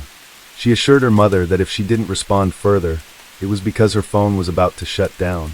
Unbeknownst to Georgia's mother, these messages were not written by her daughter, raising concerns as the situation became increasingly ominous. On May 27th, Georgia's parents expected her to return home after a music festival. However, when she did not arrive, they assumed she had gone directly to the festival from her friend's house. Nevertheless, they expected her back the next morning, as she had been eagerly anticipating her first driving lesson scheduled for that day. As the night wore on without Georgia's return, her parents grew increasingly anxious. Waiting up late into the night, with no sign of her, panic set in, and they reached out to relatives and friends, hoping for any information about her whereabouts. Yet, despite their efforts, no one had seen or heard from Georgia in days, deepening their concern and uncertainty. When Georgia failed to arrive and drive home the following morning for her eagerly anticipated driving lesson, her family took immediate action, reporting her disappearance to the police. Desperate for answers, they provided authorities with all the information they could gather. However, their knowledge was limited to Georgia's attendance at a photo shoot at Jamie Reynolds' residence, with no further details about her whereabouts or companions after that point. In response, the police launched an investigation, focusing their attention on Jamie Reynolds. What they uncovered about him was deeply unsettling, revealing disturbing details that raised further concerns about Georgia's safety. In 2008, Jamie had been involved in an incident where he attempted to strangle a teenage girl. Despite the seriousness of the situation, law enforcement opted for a cautionary approach, issuing Jamie a warning and allowing him to avoid facing charges. However, when authorities stumbled upon this troubling episode in Jamie's past, their suspicions intensified, with Jamie emerging as the prime suspect in Georgia Williams' disappearance. Police wasted no time in paying him a visit, arriving at his residence. Encountering silence upon knocking on the door, they resorted to forced entry, combing through the premises, but finding no trace of Jamie. Thus, a frenzied manhunt ensued as authorities intensified their efforts to track down the elusive suspect. After thorough inquiries at the petrol station, it became evident that none of their co-workers had encountered Jamie or Georgia. Their absence from their shifts raised significant alarms, as they had deviated from their usual routine. Although Jamie's parents were unreachable due to their vacation, they provided authorities with crucial information regarding the registration of Jamie's van. Had with this vital lead, police across Shropshire promptly disseminated alerts to law enforcement agencies nationwide, urging them to be on high alert for Jamie's van. Before long, the authorities tracked down Jamie in Glasgow, Scotland, a staggering 200 miles from his home. His sudden departure from the country sent shockwaves, which served as a glaring indicator of suspicious behavior. On May 30th, the Glasgow police apprehended Jamie Reynolds at a modest hotel. Acting on suspicions of kidnapping, they took him into custody without delay, and he faced immediate interrogation regarding Georgia's whereabouts. However, Jamie maintained ignorance of her location, offering no helpful insights to the investigators. Subsequently, he was escorted back to Shropshire for further questioning, as Georgia's loved ones anxiously awaited updates. They received disheartening news regarding the investigation's progress. The grim outlook devastated the family, amplifying their anguish, with Jamie now detained as the primary suspect. Law enforcement seized the opportunity to search his residence thoroughly for any pertinent evidence. During the search, authorities stumbled upon a camera containing an SD card. However, their hopes of uncovering vital clues were dashed when they discovered that all files had been systematically deleted, leaving investigators to grapple with another frustrating setback. The camera underwent forensic examination at the police station, where experts diligently worked to retrieve the deleted files. Upon successful recovery, the retrieved data delivered a chilling conclusion to the investigation. Among the recovered files were several images captured on the day of the photo shoot, offering a haunting glimpse into Georgia's final moments. The initial photographs depicted Georgia in seemingly ordinary poses at the outset of the photo shoot, confirming her presence at Jamie's residence that fateful day. Despite her outward appearance of contentment and compliance, it was evident that Georgia remained unaware of the sinister intentions lurking beneath Jamie's facade. Tragically, she unwittingly walked into a perilous situation, unaware of the impending danger that ultimately befell her. As the authorities sifted through the images, the tone grew increasingly grim and unsettling. Subsequent photographs revealed a harrowing sequence of events, portraying a distraught Georgia stripped of her clothes, standing atop a red recycling bin, her hands seemingly bound behind her with a hanging rope ominously overhead. Tragically, the footage captured Jamie Reynolds' heinous act, as he callously filmed Georgia's final moments, depicting her futile struggle for breath. Shockingly, he proceeded to engage in despicable acts of necrophilia, violating her lifeless body in various rooms of the house, including his parents' bed, to compound the horror. Jamie documented his depravity with hundreds of additional photographs, showcasing Georgia in degrading positions. He callously stripped her of her jewelry, preserving them as grotesque trophies of his heinous crime. The police relentlessly scoured Jamie's residence, unearthing a staggering collection of 16,800 graphic photographs and 72 distressing videos. These explicit materials depicted unimaginable acts of violence, including sexual assault and snuff films showcasing torture and murder. Shockingly, it became apparent that Jamie himself was actively engaged in the creation of his snuff film, a chilling revelation. In an admission, he confessed to deriving pleasure from acts of strangulation. Alarmed by their son's dark fascination, Jamie's parents abruptly cut short their vacation to meet with the authorities. During their conversation, they disclosed that Jamie had been exposed to this disturbing brand of ultraviolent pornography since he was just 14 years old. It is possible that his exposure to such content could have occurred even earlier, though their intervention came about when they discovered his activities. They were unable to confiscate his laptop since he required it for school. They reached out to the internet provider and arranged for access to certain websites to be blocked. Nevertheless, at the age of 14, he independently contacted the internet provider and secured his own private Wi-Fi by making the payment, ensuring that his parents remained unaware of his continued access to these websites. When his parents initially discovered him viewing these videos, they grew alarmed and informed the police and child protective services. However, they were informed that no action could be taken, as viewing such content was not deemed illegal. During the investigation, law enforcement discovered a collection of notepads containing 40 distinct narratives penned by Jamie. These stories revolved around the themes of inflicting harm, sexual assault, and the killing of women. Additionally, it was uncovered that Jamie had scoured social media platforms, printing and marking images of young girls with nooses around their necks. Among the narratives was one titled, "Georgia Williams in Surprise," mirroring the tragic events that befell Georgia. Authorities suspect that this particular narrative may have been a premeditated plan, conceived from the outset, to be actualized.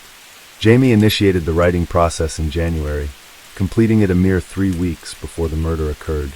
Jamie stubbornly withheld any information regarding the whereabouts of Georgia's body, vehemently maintaining his innocence. Faced with his refusal to cooperate, investigators embarked on a painstaking journey to retrace Jamie's movements from the Monday morning following George's murder. Their investigative trail commenced at the petrol station, where surveillance footage captured Jamie refueling his vehicle, unaware that George's lifeless body lay concealed in the back of his van. Following the fuel stop, Jamie embarked on a journey spanning 60 miles, eventually arriving at a movie theater. Remarkably, he callously abandoned George's remains in the van parked within the theater's lot before proceeding inside to indulge in a film screening. In a disturbing turn of events, Jamie's actions at the movie theater represented his twisted attempt to fulfill his desire to take Georgia out on a date, albeit in a macabre and horrifying manner. However, law enforcement lost track of Jamie following his departure from the theater, prompting authorities to issue a public appeal for information regarding his whereabouts. Fortunately, this appeal yielded results, with individuals coming forward to report sightings of Jamie's van in the vicinity of the New York-Georgia mountain pass near Exum. This area, abundant with dense woodland and treacherously muddy terrain, served as the backdrop for Jamie's attempt to evade capture. Recollections of Jamie and his van were vivid among locals, particularly due to an incident where his vehicle became mired in mud. Good Samaritans had intervened to help extricate it from the muck. Acting on this crucial tip, law enforcement ventured into the wooded area where Jamie had been spotted.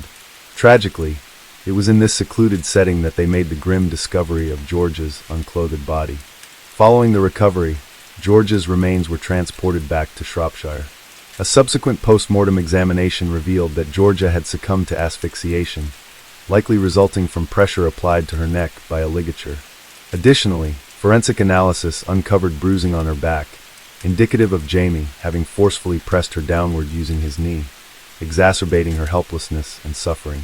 Despite steadfastly maintaining his innocence and denying any involvement in her murder, Jamie's stance took a dramatic shift on the inaugural day of the trial in December 2013. Without warning, he opted to rise and plead guilty to all charges leveled against him. In a poignant moment, George's father addressed the court, articulating the enduring anguish he and his wife bore from the haunting image of their daughter's lifeless body, lying in the solemn confines of the hospital's chapel of rest, an indelible scar etched upon their souls for eternity. Throughout the trial, revelations surfaced regarding Jamie's prior brushes with the law. In 2008, he had attracted police attention, receiving what the judge deemed a final warning following an unsettling incident involving the confinement of another 1-year-old girl in his residence, a harrowing precursor to the tragedy that befell Georgia in 2011. He found himself under scrutiny once more after an incident where he recklessly reversed his car into that of a girl who rebuffed his romantic advances. Although the case was eventually closed, the judge, Mr. Justice Wilkie, did not mince words, labeling Jamie a sexual deviant and expressing grave concerns about his potential to escalate and become a dangerous serial offender. Consequently, Jamie was handed a whole life term, a sentence reserved for the most heinous of crimes, ensuring he would spend the rest of his days behind bars without the possibility of parole. This marked Jamie as the 46th individual to receive such a sentence, setting a grim record as the youngest in history to be condemned to a whole life term. Justice Wilkes' remarks during sentencing painted a chilling portrait of the events, underscoring the profound anguish inflicted upon Georgia. He emphasized the torturous nature of her ordeal, highlighting Jamie's twisted fixation with violent and sadistic pornography, culminating in a grotesque display of power over his victim as she faced a harrowing demise. Jamie Reynolds bowed his head in shame as Georgia's grief-stricken parents and sister listened to the harrowing details of her tragic demise and as she endured at his hands. The courtroom was filled with unbearable tension as the jury was confronted with the gruesome images depicting Georgia's final moments, prompting her devastated family to flee in anguish. In 2014, Reynolds sought to appeal his whole life sentence, but was met with defeat. The following year, a serious case review castigated police officers, children's services personnel, and mental health professionals for their handling of Reynolds before the murder. The review highlighted systemic failures in interagency collaboration, when Reynolds had previously come to law enforcement's attention 5 years earlier, following an incident where he attempted to strangle another girl at his residence. Georgia's parents expressed profound sorrow upon reading the report, lamenting the missed opportunities to intervene and prevent their daughter's tragic fate, stating, "Georgia's death could have been prevented. Outside the courtroom, Mr. Williams expressed the family's profound grief, stating, he emphasized the irreparable loss they experienced and lamented that regardless of the length of Reynolds' prison term, he still retained the one precious gift he had denied their daughter, life. Jamie Reynolds continues to serve his sentence in prison to this day.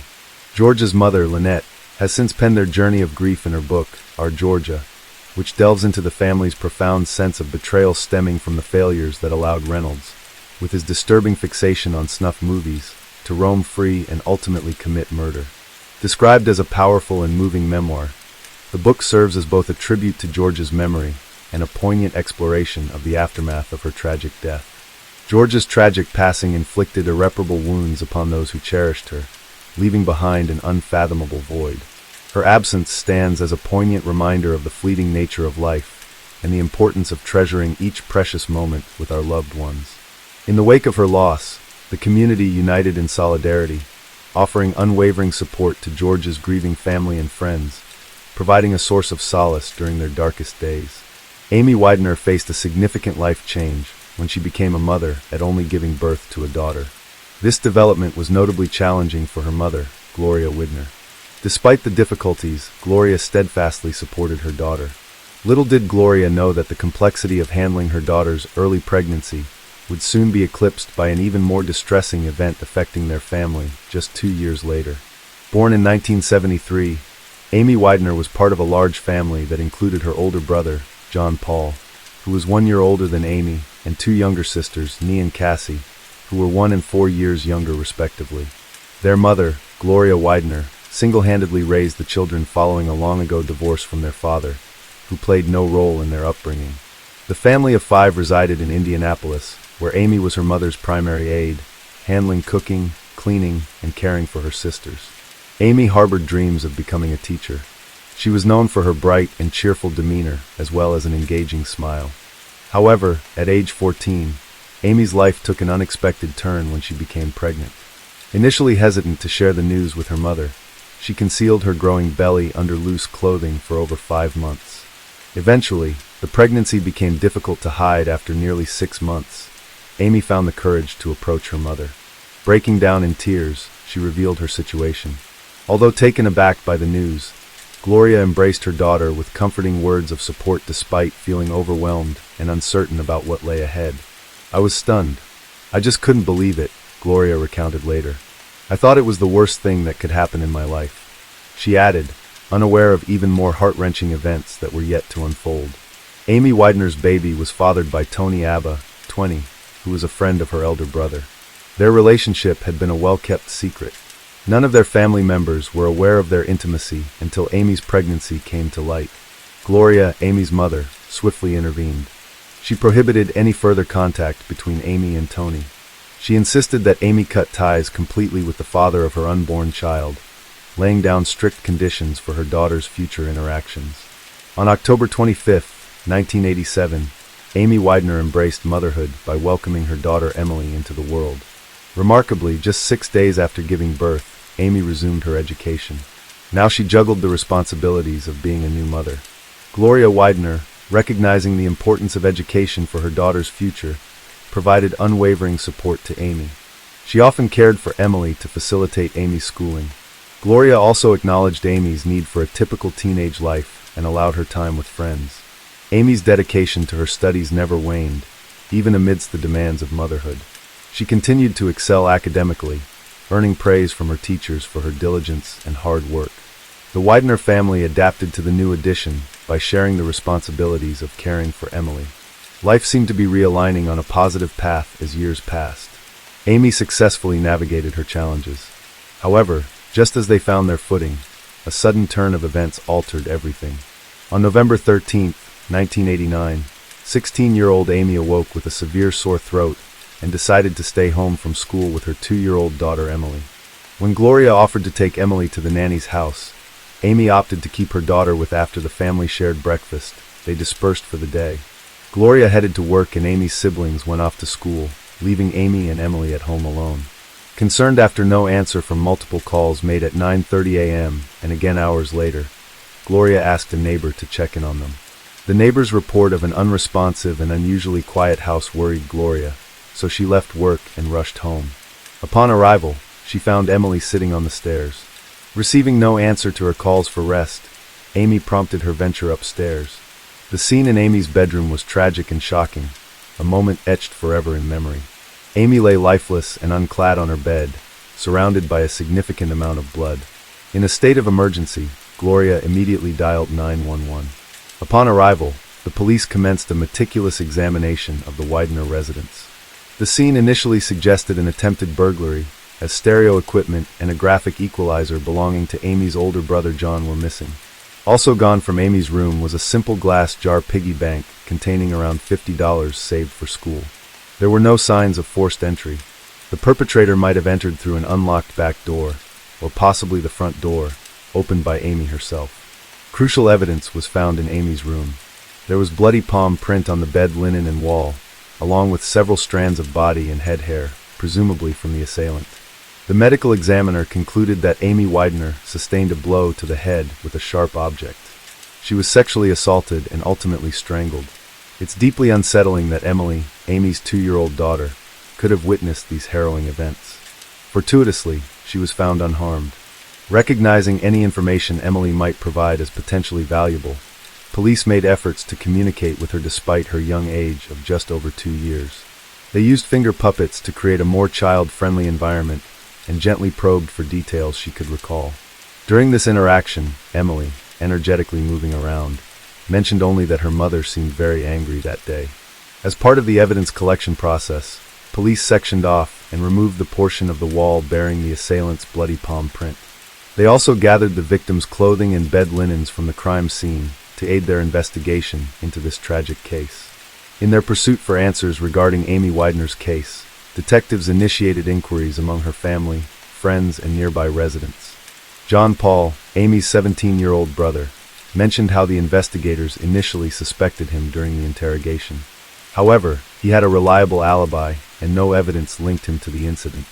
Tony Abir, Amy's former boyfriend and Emily's father, was also interrogated. He expressed deep affection for Amy and denied any harmful intentions towards her. Tony had a solid alibi for the day of the crime.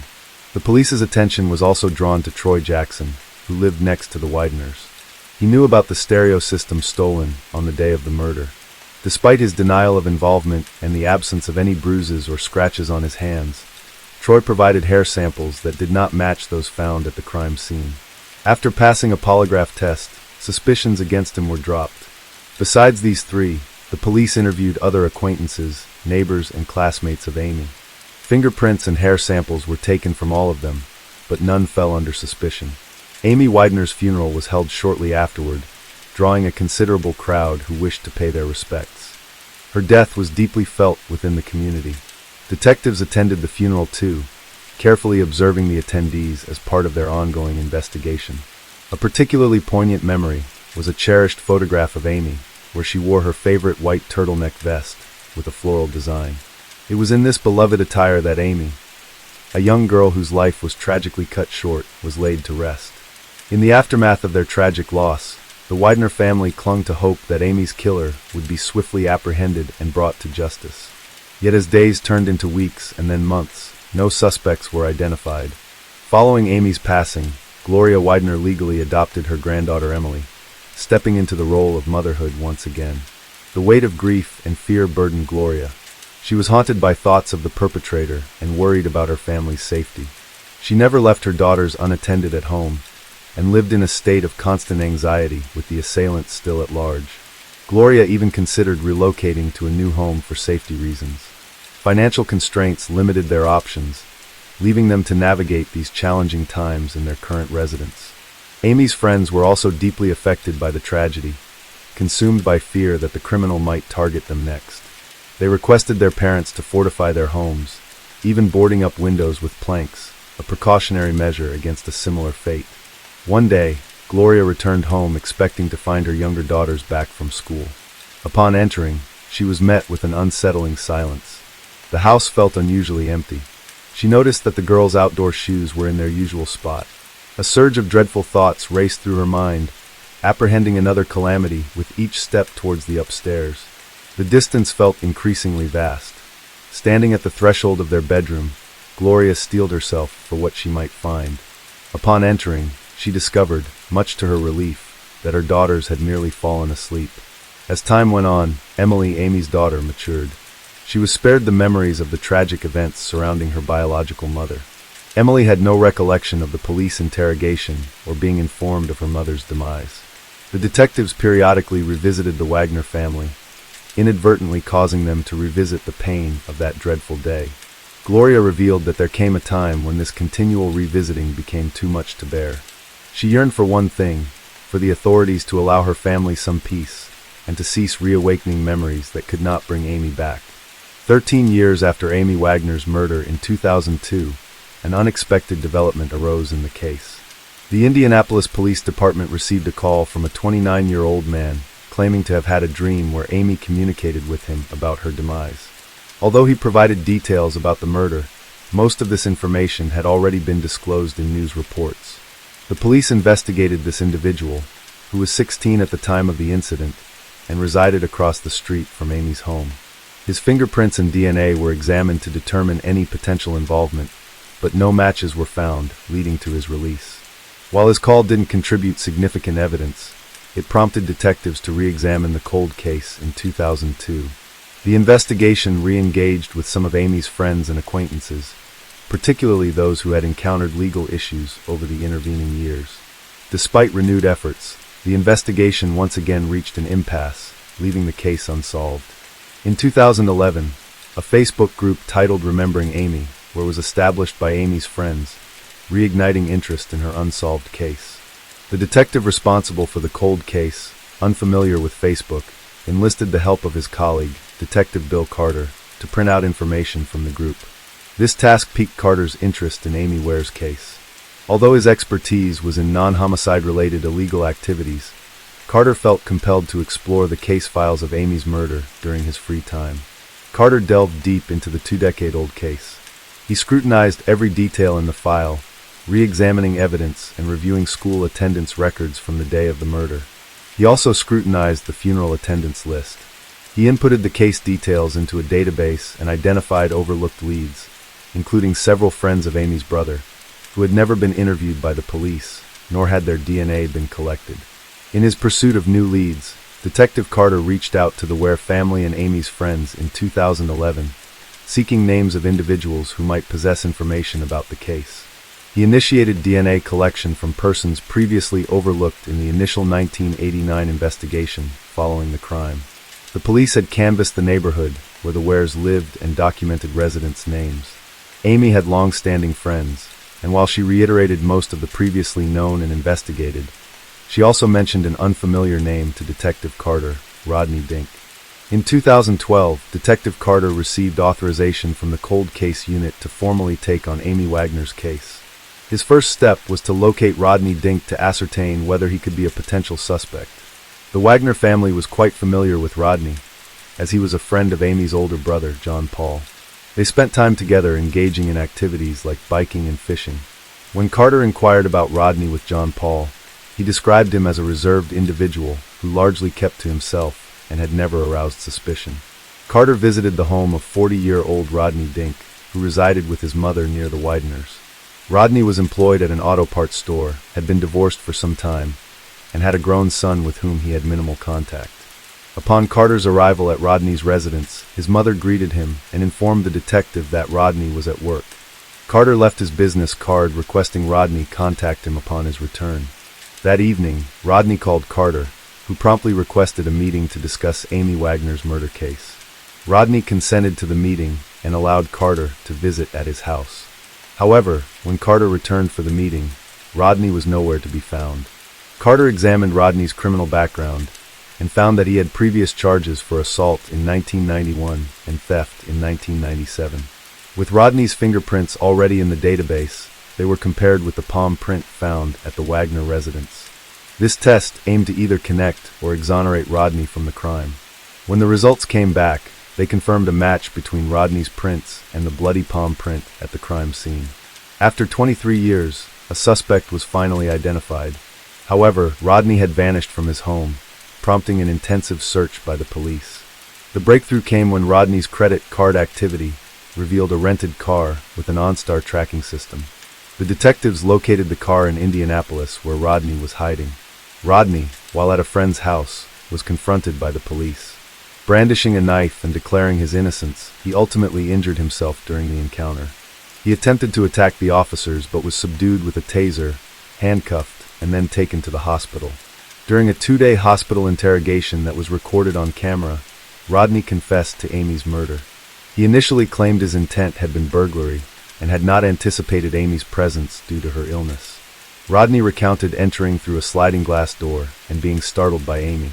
In a panic, he hastily grabbed the nearest object and struck her on the head, which led to her death. As he recounted the incident over 2 days, Rodney frequently mentioned his vague recollection of the events of that day. He attributed this fogginess to the 23 years that had elapsed since the crime occurred. His account of his actions lacked precision. At one point, he even suggested he had visited the house with an acquaintance he referred to as Bag. However, Rodney struggled to recall clear details about this supposed accomplice and could not provide a description of their appearance. According to Rodney, Bag had initially kept watch outside before joining him inside, where they both confronted Amy. When questioned about Emily's presence during the incident, Rodney claimed he did not see her nor was aware of her cries in the house, oblivious to the fact that she had been nearby throughout the ordeal.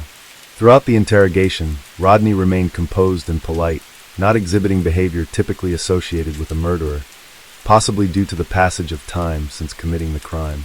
His DNA sample was taken and, as anticipated, it matched that found in 1989 on Amy Weidner's bedsheet and blanket.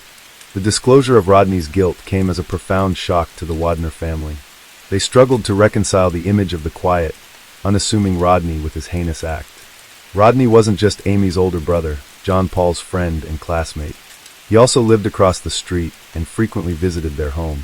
Remarkably, Rodney had even attended Amy's funeral, mourning with others and extending condolences to Gloria Weidner. Later, Detective Carter discovered Rodney's signature in the guest book at Amy's funeral. Upon revisiting the case, he found that Rodney's name was first mentioned in 2003 by Tony Abercrombie, Amy's former boyfriend and Emily's biological father, who pointed out Rodney's regular visits to the Weidner family. Carter deduced that back in 1989, for some unknown reason, Rodney Den had evaded suspicion entirely. He wasn't considered a suspect or even questioned at that time. In 2012, while investigating Rodney Den's background further, detectives unearthed another grim detail. Rodney's biological son, Dylan Dank, was imprisoned for a crime committed in 2009. At just 16 years old, Dylan had fatally assaulted his birth mother, Mary McHenry. He claimed he acted out due to her abuse and insults, ultimately using a baseball bat to inflict fatal injuries. Tragically, Mary succumbed to her wounds. Dylan turned 17 just days after the incident. This eerie parallel, father and son committing significant crimes at almost similar ages, struck detectives as both chilling and peculiar. Despite having minimal involvement in Dylan's upbringing due to divorcing Mary McHenry early on, Rodney appeared at Dylan's trial in 2009 and agreed to a plea deal resulting in a 20-year prison sentence. Dylan's anticipated release will be in 2029 when he turns 37 years old. In the ongoing investigation of Amy Weidner's case, Rodney Dink initially maintained that he had an accomplice during the crime, a young man. In June 2013, merely 10 days before his trial was scheduled to commence, year-old Rodney recanted his previous statement. He admitted to acting alone in the murder of Amy, asserting that no one else was involved. As a result of this confession and the evidence against him, Rodney received a sentence of 65 years in prison. Following the resolution of Amy's case, the Weidner family arranged a gathering with Detective Bill Carter. They commemorated the 24 years without Amy by releasing 24 balloons into the sky. The family expressed their gratitude for Detective Carter's pivotal role in the case. It was Carter who pinpointed Rodney Den as the perpetrator within just 12 days of delving into the case and brought the investigation to a close. In recognition of his outstanding work, Detective Bill Carter was honored with an award by the Indianapolis Police Department in January 2014. Despite an offer to join the Homicide Investigation Department, he chose to remain in his current role. Emily Ware, Amy's daughter, matured into adulthood. She graduated from the same high school her biological mother had attended before pursuing higher education at a university. Seeking broader opportunities, she relocated from Indianapolis to California. Gloria Ware, Amy's mother, openly shared her enduring grief and daily remembrance of her daughter. She continues to reside in the house where the tragedy unfolded. Amy's room, still adorned with her photographs, now welcomes Gloria's grandchildren during their holiday visits. This brings a new sense of joy and life to a space once marked by loss. Hello friends, welcome to our channel. Today we're going to take a look at another horrible case with you. The case of Karina Vetrano. The story of Karina Vetrano is both horrifying and baffling. Firstly, nothing seemed amiss on the day of the fateful event. The attack occurred in broad daylight in a fairly populated area. Secondly, her death has critical aspects to it. Thirdly, the investigation and sentencing of the perpetrator raised many questions. On Tuesday, August 2nd, 2016, Karina arranged to meet her father after work to spend time together. Since Miss Vetrano had moved away, family gatherings had become rare because everyone was busy with their own matters. In addition to her commitments, she was balancing 2 jobs. Philip picked up his daughter and took her home. There, the family shared their impressions of the past week. When Karina was about to leave, she asked if her father wanted to go jogging with her, as they often did, covering several miles together. Her father replied that he couldn't this time due to severe back pain that nothing seemed to alleviate. Perhaps he needed a new prescription, or maybe it was just the change in weather. Mr. Vetrano offered to call a cab for Karina due to his discomfort and inability to join her run. However, the weather was beautiful, the heat had abated, and there was a fresh scent in the air, hence Karina declined his offer. She was training for the upcoming marathon. The young woman had recently broken up with her boyfriend and wanted to distract herself. A jog would clearly do her good. That evening was the last time her parents saw their youngest daughter. At 5:45 p.m., she left the house for a jog. Her first stop was Spring Creek Park, a cozy and tranquil place buried in greenery, a true paradise amongst the city's infrastructure. However, only part of the park was available for walking. The rest was covered with thickets and swamps. Mr. Vetrano asked his daughter to stick to her usual route and stay away from unfamiliar paths and people. Unfortunately, Karina ignored his advice in search of solitude.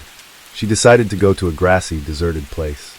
Karina's thoughts were abruptly interrupted. She felt a sharp pain in the back of her head and fell down. This rash decision cost the young woman her life. A frightening uncertainty entered the Vetrano home. It had been 2 hours since they had said goodbye to their youngest daughter. She should have been home by now, or at least answering the calls of her parents, who were frantically trying to reach her, and she had promised to keep her cell phone with herself. The anxiety was growing. Her father sensed that something was wrong and decided to seek help from his neighbor, the chief of the New York City Police Department. They were on good terms, and the high-ranking official knew that Philip would not make a fuss over nothing. After that, Karina Vetrano was reported missing. Police began searching for the young woman, combing the park area and surrounding streets. As a result, experienced canine units were brought in. Since it is known the first 24 hours after the scissory, the disappearance of a person are crucial. Law enforcement utilized all available resources before nightfall. At the same time, Mr. Vetrano, along with a group of volunteers, searched for his daughter on his own. He scoured the park from end to end, combing paths and wading through tall grass, all while making phone calls. As dusk fell, he noticed a light in the grass. As he approached, he recognized Karina's phone. Maybe she lost it and just didn't let them know. Philip approached, headed toward police officers, deciding to continue picking his way through the thicket, stepping into the grass. As he ventured further, Philip stumbled upon something soft, a partially undressed female body lying face down. When he turned it over, a familiar face stared back at him. A desperate scream escaped from his father's chest. It was Karina. She hadn't simply lost her phone, as he had initially believed. His little girl didn't answer her phone, because life had been cruelly taken from her. The crushing realization of what had transpired overwhelmed Mr. Vetrano. The police, hearing the screaming and yelling, quickly rushed to him. They dragged Philip away from his daughter's body, explaining that it was now a crime scene. They emphasized that anything in the vicinity could be considered evidence, and implored him not to touch anything to prevent tampering. On the journey home, Mr. Vetrano was lost in thought, tormented by how to break the news of their daughter's death to his wife. Images of past memories flooded his mind. He recalled vividly how on July 12, 1986, in Queens, their second daughter was born. From an early age, Philip had been proud of Karina. She was obedient and well-mannered. He remembered taking her to school for the first time, and how excellently she performed academically. Her strong educational foundation enabled her to earn advanced degrees. Karina graduated from St. John's University with a master's in speech pathology. She always dreamed of aiding children and worked tirelessly with autistic kids. Karina loved traveling and writing and had a passion for sports, especially running, an interest she shared with Philip, which brought them closer together. He recalled how closely he scrutinized her suitors out of paternal jealousy, eager for her to find true love and eventually establish a strong family like his own with Kathy. He hoped for wonderful grandchildren. The return journey felt endless. As they approached the house, Mr. Vetrano paused at the entrance and took a deep breath. Fortunately, he didn't need to explain anything to her.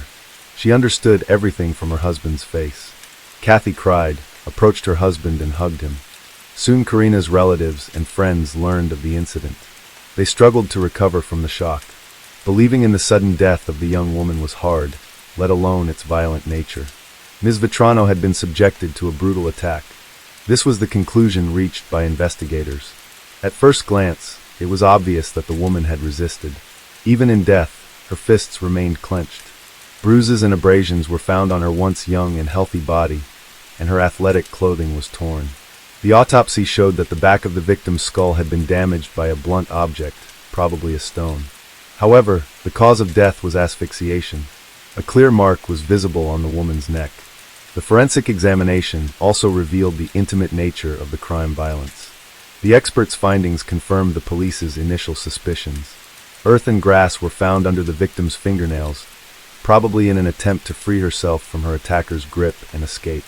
Specialists examined her mouth and found teeth knocked out and cracked in places. She had clearly bitten to defend herself. Even the woman's neck was covered with numerous scratches. She was grabbing with her hands, trying to force her attacker to let go of her. Shortly after this tragedy, new information leaked to the media from Princeton, Massachusetts. Another jogger's body was found among tall grass. The woman had apparently also been out for a walk in a secluded place and suffered a similar fate. At first glance, these cases seemed identical, raising questions about another potential serial offender. In the United States, geneticists took charge of the case, tasked with comparing DNA samples collected from the crime scenes. Fortunately, unidentified samples were found on both victims. Contrary to police expectations, the analysis showed no connection between the crimes. It turned out that the DNA samples belonged to different individuals. It's well known that most lethal crimes are committed by someone close to the victim. Thus, police couldn't ignore any possibility. To this end, the victim's father provided his DNA, since he was first to discover his daughter's body. Later on, all of her relatives also underwent a DNA test which yielded no matches.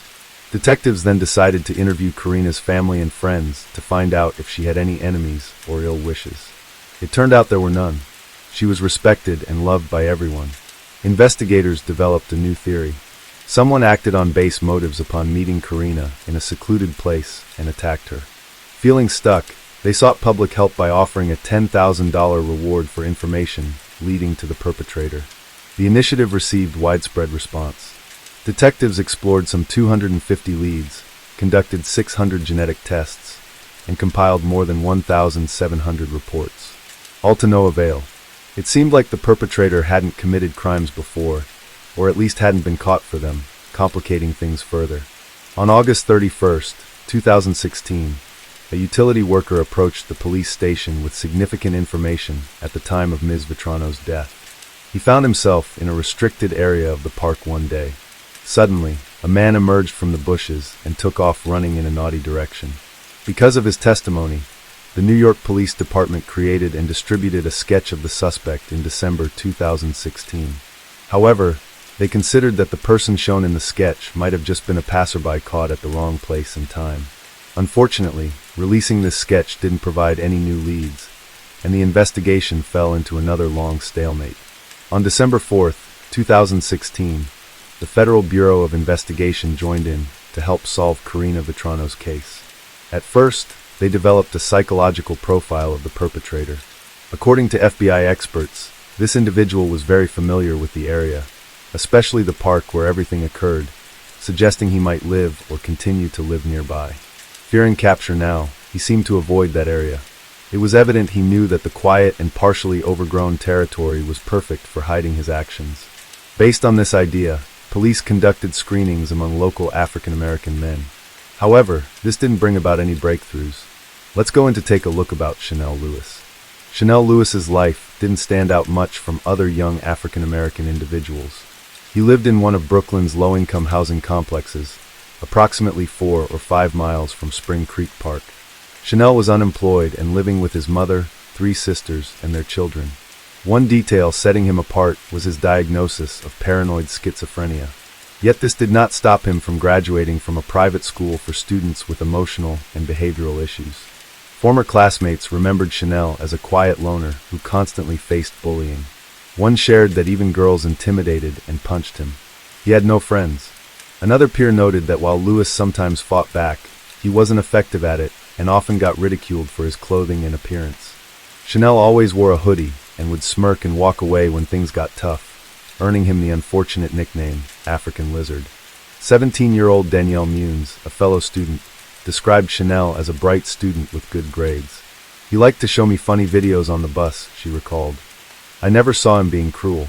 Some sources reported that the young man once claimed he wanted to harm all the girls during his time in middle school, even posing the question, what happens if I bring a knife to school? Dr. Edward Dana, the executive director of the school to which Chanel was transferred, commented on this. We received no reports of threats in middle school. During his time at our school, he had no disciplinary sanctions. I never heard him make threatening statements towards other students. Nonetheless, Chanel was a troubled teenager who often experienced bullying. He dreamed of working in social services, aspiring to help those in distress. When conflicts arose at home, he would wander the streets frequently and visit the park. Lewis had several minor encounters with the police, 2 for violations in Spring Creek, and 1 for urinating in public in May 2016. Another incident happened when a local merchant reported Lewis for loitering in his store with a crowbar. Responding officers checked Chanel's ID and released him as he had no prior incidents.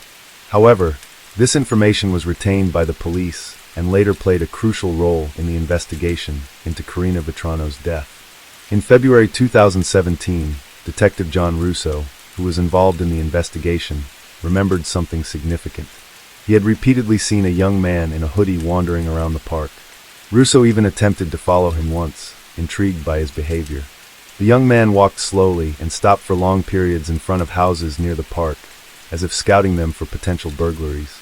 However, Russo lost sight of him when he contacted his colleagues by phone. Following a store owner's report of suspicious activity, a teenager matching Chanel's description came to the police's attention 2 months into the investigation.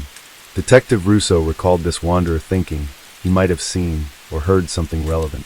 Investigators then focused on Chanel Lewis after Detective Russo took a closer look at his file. Chanel's peculiarities had raised their interest. The police began inquiries about him, questioning acquaintances and teachers. It emerged that he had allegedly expressed a desire to harm girls. This news stirred significant concern and suspicion. With no other leads, officers decided to focus on Lewis. It was discovered that during Karina's death, Chanel was not at home.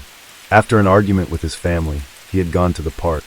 Upon his return, his appearance was disheveled, his clothes torn, and he had visible bruises and abrasions. When his mother inquired about what had happened, Lewis claimed he had been attacked.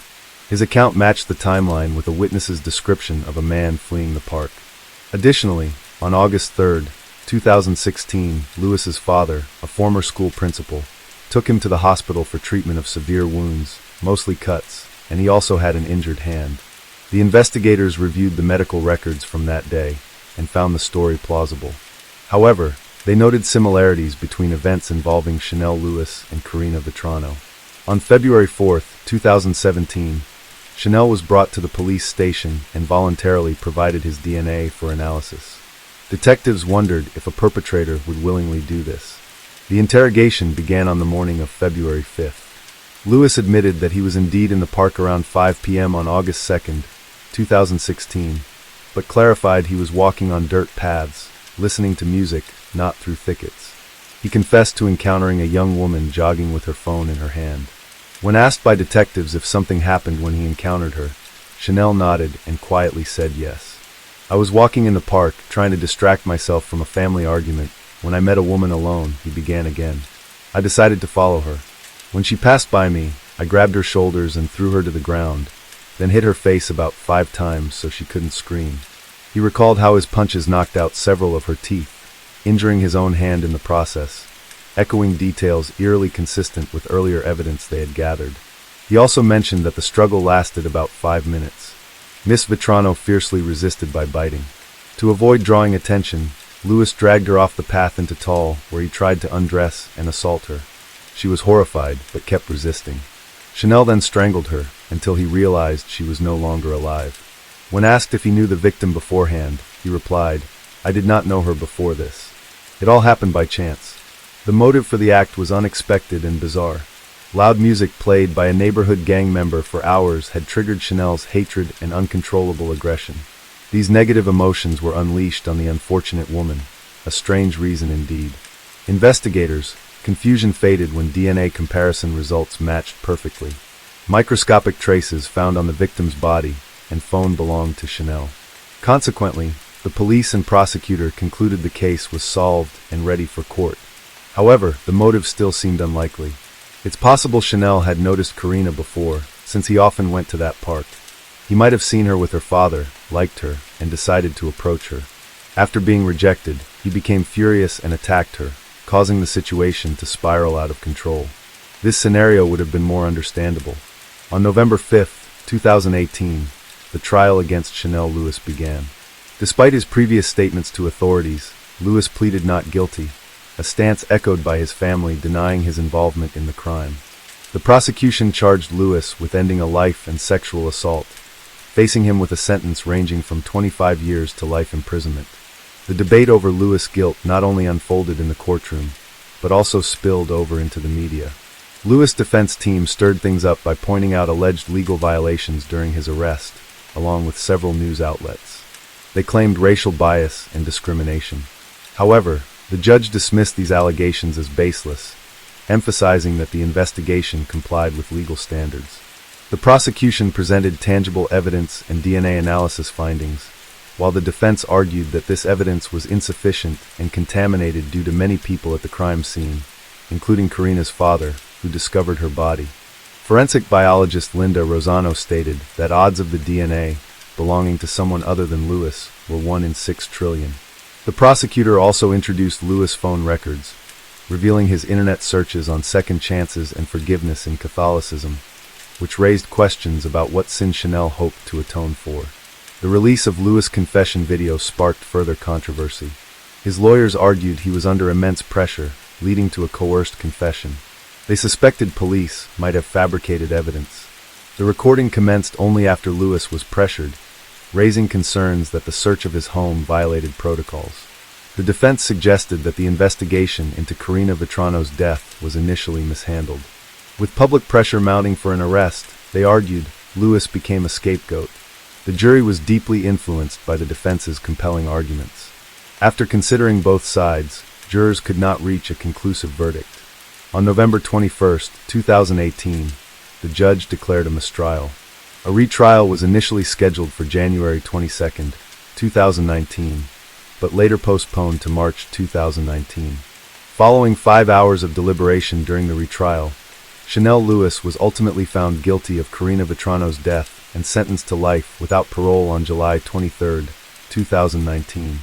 The defense employed delay tactics by citing an anonymous source to allege misconduct by a juror, suggesting jury pressure and conspiracy. A case that seemed straightforward at first sparked widespread prejudices and fears in society.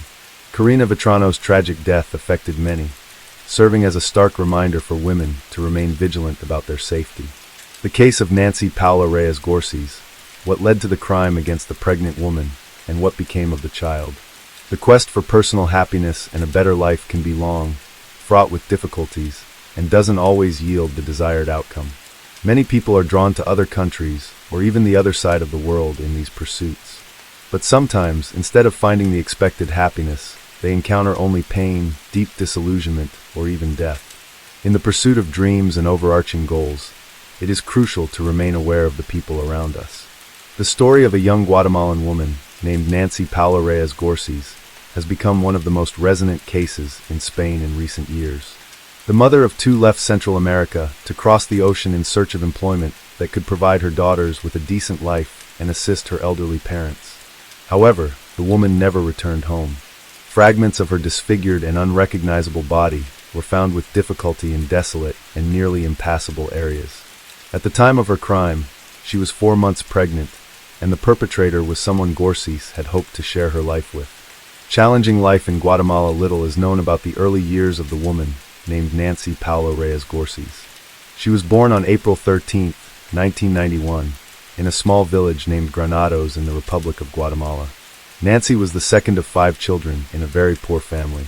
Her parents, Jorge and Prudencia Gores, struggled to make ends meet. Despite this, they did everything possible to ensure their children received a good education and could live better than they did. After finishing school, Nancy was able to enroll at the university in the city of Villanueva, where she studied business administration and document management. She was a diligent student and graduated with honors. However, despite her academic achievements, significant career prospects did not follow. She worked as a cashier in a large supermarket during her studies and later was promoted to administrator, but her career progression stalled there. During her university years, Nancy lived in an unregistered marriage with a young man, whose name is not mentioned in public records, with whom she had 2 daughters. Unfortunately, this relationship did not lead to a long-term commitment, and the couple separated. The father of the girls subsequently lost interest in the fate of his children and did not provide any financial support. Decision to relocate. Nancy continued to live in her parents' house, now with her own daughters, working at the supermarket and seeing no future prospects. The family barely had enough money for essentials, and something had to change. In 2013, Nancy's older sister emigrated to the United States, where she soon found a good job, married successfully, and settled well. Inspired by her sister, Nancy decided to radically change her life too, but she chose to relocate to Europe, settling on sunny Spain. At that time, she didn't even have enough money to buy a one-way plane ticket, let alone funds needed for initial expenses. For several years, Gores worked diligently, saving enough money to finally make her dream come true in the summer of 2018. In July, she bought a ticket to Madrid and promised her parents that she would keep in constant contact so they wouldn't worry about her. She planned to find housing and a job upon arrival.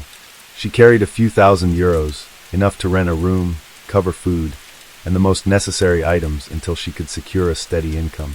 At the time of her departure, Nancy was 27 years old, and her daughters, who stayed with their grandparents in Guatemala, were 7 and 5 years old. Nancy didn't stay long in Madrid. After living in Barcelona for some time, she moved to the city of Ciudad Real, the center of the Spanish province of the same name. She called home almost daily, asking about her family's well-being, and she regularly sent money home, which increasingly helped her parents not only fully support themselves and her daughters, but also to renovate their old house. Nancy mentioned she didn't have an official stable job and was making ends meet through odd jobs, like cleaning in affluent homes or caring for the elderly and sick. Nancy never complained about the hardships. On the contrary, she told her family that Europe offered more opportunities, and she could never have earned as much back home, even working around the clock with no days off. It seemed she was completely satisfied with how her life was unfolding, and even spoke of eventually bringing her daughters to Spain once she saved enough to rent a spacious and comfortable home for the whole family. A fateful romance for a while, Nancy didn't share much about her personal life, claiming she simply had no time due to work. But in the spring of 2020, she admitted to her parents that she had met a man with whom she had started a romantic relationship. His name was Carlos Andres Bustamante, and they had met by chance, while Gores was looking for new rental housing. As they resolved this issue, the couple grew closer and eventually started living together. Carlos was a year older than his beloved and, at the start of their relationship, did not have a steady income, surviving on random small jobs. In fact, Nancy was the main breadwinner in their relationship. She paid for housing and bills, and often gave Carlos money for his personal needs and expenses. However, she never complained to her family about this, so her parents were confident that everything was fine, and their daughter had met a good man with whom she lived in love, harmony, and abundance. By that time, Nancy's 2 younger brothers had also moved to Spain, with whom she kept in touch. She was particularly close to Dennis, the youngest brother, who had even met Carlos personally and found him likable. At the end of June 2020, Nancy and Carlos decided to move to the resort city of Santander, located on the Atlantic coast. In a phone conversation with her family, Nancy mentioned that the climate was warmer and better there, and she saw more job prospects. However, at that time, certain difficulties began to appear in her relationship with Carlos, which he tried not to discuss with anyone. Bustamante turned out to be jealous, temperamental, and quite cruel. Moreover, he lacked any career ambitions and was completely satisfied being supported by a woman. Most alarmingly, he abused alcohol and occasionally indulged in forbidden substances, although he constantly tearfully promised to quit and find a stable job. Gores was openly doubting whether to continue her life with this man when she discovered she was pregnant. Carlos was thrilled by this news and swore that from now on, their life would be better, but in reality, things only got worse. He continued to drink and use drugs, taking money from his civil wife or asking his mother for it. Moreover, he began to physically abuse Nancy, something she tried to keep from everyone. Alarming signals on the evening of August 12th. While Nancy was video chatting with her parents, they suddenly heard Carlos loudly shouting and berating their daughter, demanding to know who she was talking to. He didn't believe her when she said she was speaking with her mother and snatched the phone from her hands. After verifying the truth by looking at the screen, he simply threw the device onto a chair and walked away. The next day, the situation repeated itself. Carlos again grabbed the phone from Nancy's hands while she was talking to her parents and daughters. He demanded to see who she was speaking with, insulted her, and even threatened harm. A frightened Nancy later explained to her relatives that her partner was just overly jealous and tried to reassure them that everything was fine. Her parents, however, tried to persuade her to contact the police, but she insisted that she could handle the situation herself. However, on August 17th, during a candid phone conversation with her sister, Gores ominously stated that if anything happened to her or if she suddenly died, Carlos would be solely to blame. Her words were chilling, but she did not elaborate further, only asking her sister to take care of her children if needed. This was the last time her sister heard Nancy's voice. Mysterious disappearance of the pregnant woman on August 20th, around 2 in the afternoon. Nancy sent a text message to her father, promising to call later that evening, but she never did, nor the next day, which was unusual for her. She also did not respond to calls from her family, prompting them to try contacting Carlos, but he did not answer his phone either. Since the couple had recently moved to Santander and had no friends there, and Nancy's brothers were on the other side of the country and couldn't quickly arrive to check on her, the situation was alarming. A few days later, a strange message came from Carlos' phone stating that he and Nancy had argued and decided to split up. Allegedly, she had packed her things and left in search of a separate apartment, was ignoring his calls, and he had no idea where she might be. Her brothers then suggested that Carlos should immediately come to Ciudad Real, so they could go to the police together and file a missing person report. Carlos readily agreed, but as expected, he never showed up, did not file the report, and on top of everything else, he too stopped communicating with the Gores family. Mother knew everything. The relatives of the missing woman themselves contacted the police to report her disappearance. Meanwhile, through Nancy's friends, her brothers found the address of Sandra Bustamante, Carlos' mother. When they visited her, introduced themselves, and explained the situation, she unexpectedly broke down in tears, confessing that she had suspected her son could do something terrible to his partner, but she did not elaborate on the details. Sandra also had no idea where her son and future daughter-in-law were. Carlos wasn't answering her calls but only sent brief messages, asking her not to ask questions and to give him some time. She liked Nancy, but knew her son too well and understood what he was capable of. The next day, Sandra was called in for questioning at the police station. Law enforcement wanted to discuss the disappearance of her would-be daughter-in-law and to find out the possible whereabouts of Carlos. She shared with the officers what she had already told the girls' brothers the day before and showed them a lengthy text message that Nancy had sent her a couple of days before she vanished. In the message, Nancy pleaded with Sandra never to give her son money, regardless of the tearful stories he might concoct. According to Gores, he would spend it all on alcohol and banned substances, under the influence of which he became very aggressive and cruel. He had no desire to find a job or battle his addictions, and his behavior became increasingly threatening, prompting the pregnant woman to consider leaving him. She ended her message by saying it was better to end things now before anyone got hurt. Another disturbing detail also came to light. It turned out that Carlos had several prior convictions for causing bodily harm, and one of his first victims had been his own mother, whom he had brutally beaten when he was just a 17-year-old teenager. At that time, he had gotten off with probation, but later, after leaving his family home, he had served short terms for assaulting women with whom he lived and tried to form relationships. The oldest profession. The investigation was just beginning, but in the first few days, many curious details emerged that indicated this union was doomed from the start. In addition to Carlos being an aggressive, unemployed drug addict with a criminal record and suffering from uncontrollable bouts of rage, friends of Nancy revealed something interesting about her as well. It turned out that the woman was not merely a housekeeper or caregiver, as she had told her parents, because cleaning houses and caring for the elderly would never have brought in as much money as she was sending home every month. The slender, dark-haired Guatemalan with a striking appearance provided escort services to wealthy Spaniards and visitors alike. Indeed, her work was connected to the odd and sudden move to the resort port city of Santander, where she had more opportunities to earn. Carlos knew about his beloved's occupation, and initially, he was fine with it since she fully supported them both, eliminating the need for him to find work himself. However, when she became pregnant, he began to lose his mind. Firstly, he was tormented by doubts about whether he was the father of the child, suspecting it might be one of Nancy's clients. Secondly, she continued to work even in her condition, and Bustamante was insanely jealous. He alternated between forbidding her to meet and talk with other men, and forcing her to work when they ran out of money to live on. The money that the man took from his mother, he spent exclusively on himself and his vices. Horrific discoveries. In a rented apartment, for nearly a week, there had been no known whereabouts of Nancy and Carlos. Carlos had been in touch, but only responded with messages and never disclosed his location. Surprisingly, it wasn't until August 26th that police finally obtained a warrant to search the couple's vacant rental apartment in Santander. What they found there was truly shocking, and left no doubt that Nancy was no longer alive. Blood traces were found virtually everywhere in the apartment.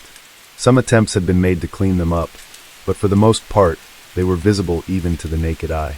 In the clogged drains of the bathroom and toilet, fragments of bones, hair, as well as pieces of skin and internal organs were discovered. Forensic analysis confirmed that all belonged to the missing woman, although her remains were not found in the apartment. The crime scene suggested that Nancy had been brutally ended, dismembered in the bathroom, and her remains disposed of elsewhere. Carlos immediately became the prime suspect in the case. He remained unreachable, and his whereabouts were unknown. Also found in the apartment was a package from a small hatchet purchased at a local hardware store. The tool itself was not found, but Carlos Bustamante's clear fingerprints were on the package. Security footage from that store showed that on August 20th, Carlos bought the hatchet, a pair of sturdy rubber gloves, and large trash bags. At a market near their home, he purchased a small cart from an elderly vendor, who immediately recognized the suspect from a photo shown to him. Arrest and search for the body. The day after the grim discoveries in the apartment, an unsuspecting Carlos unexpectedly turned himself in at a police station in Madrid.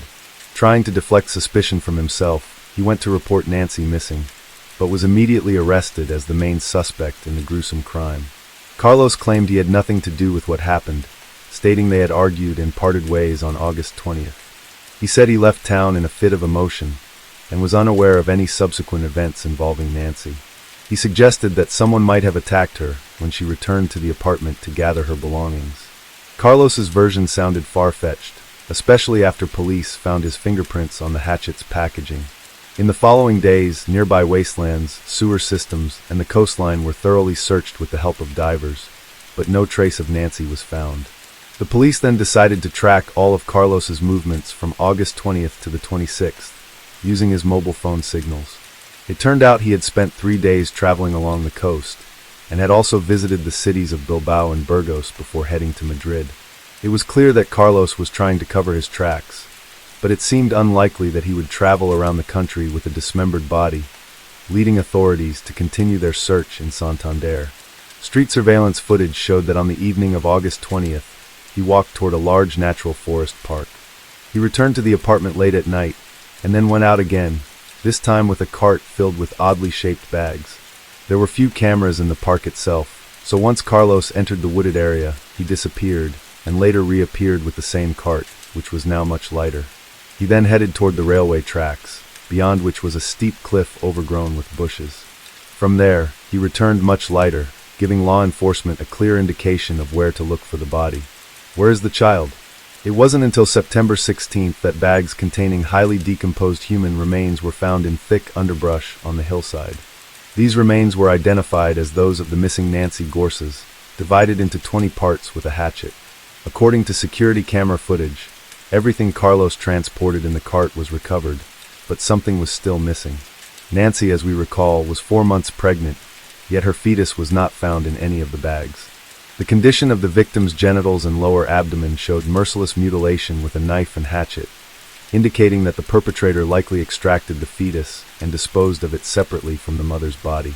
Carlos consistently denied his involvement, gave conflicting statements, and continued to try to shift the blame onto an unknown assailant.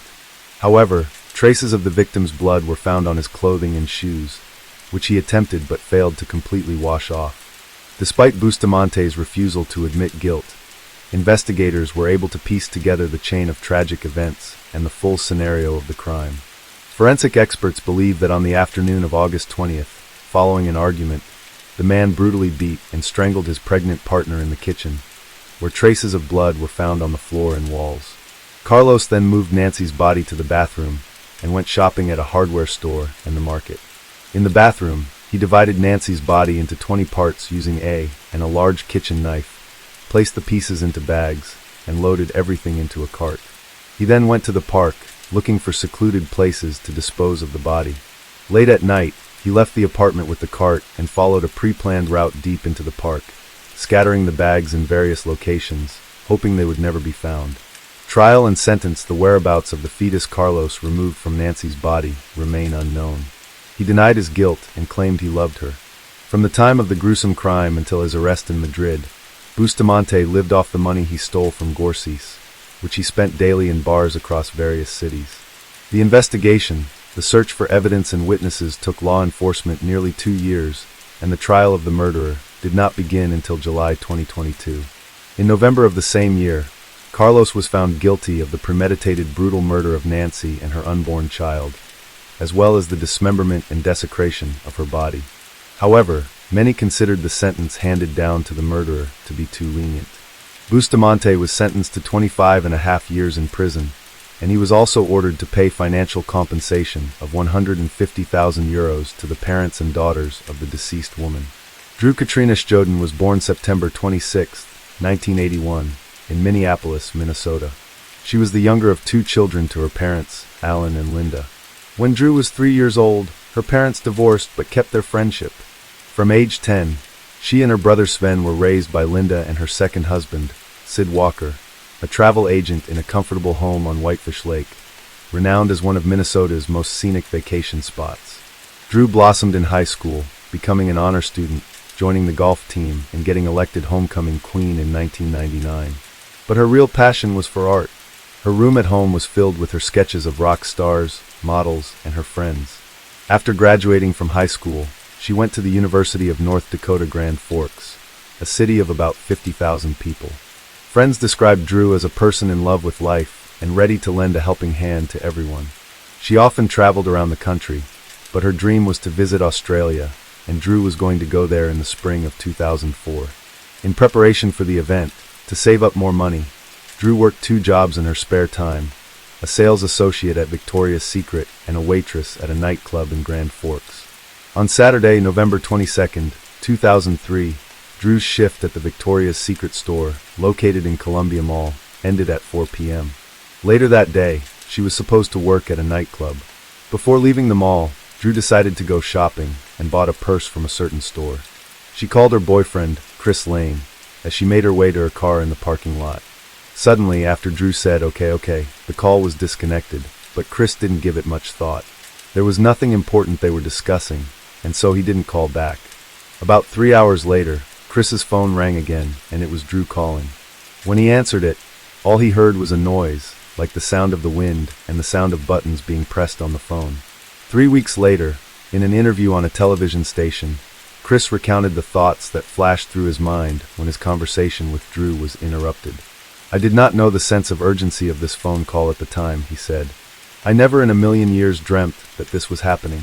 There was no sense of urgency, more just a cell phone call being cut off for any number of reasons.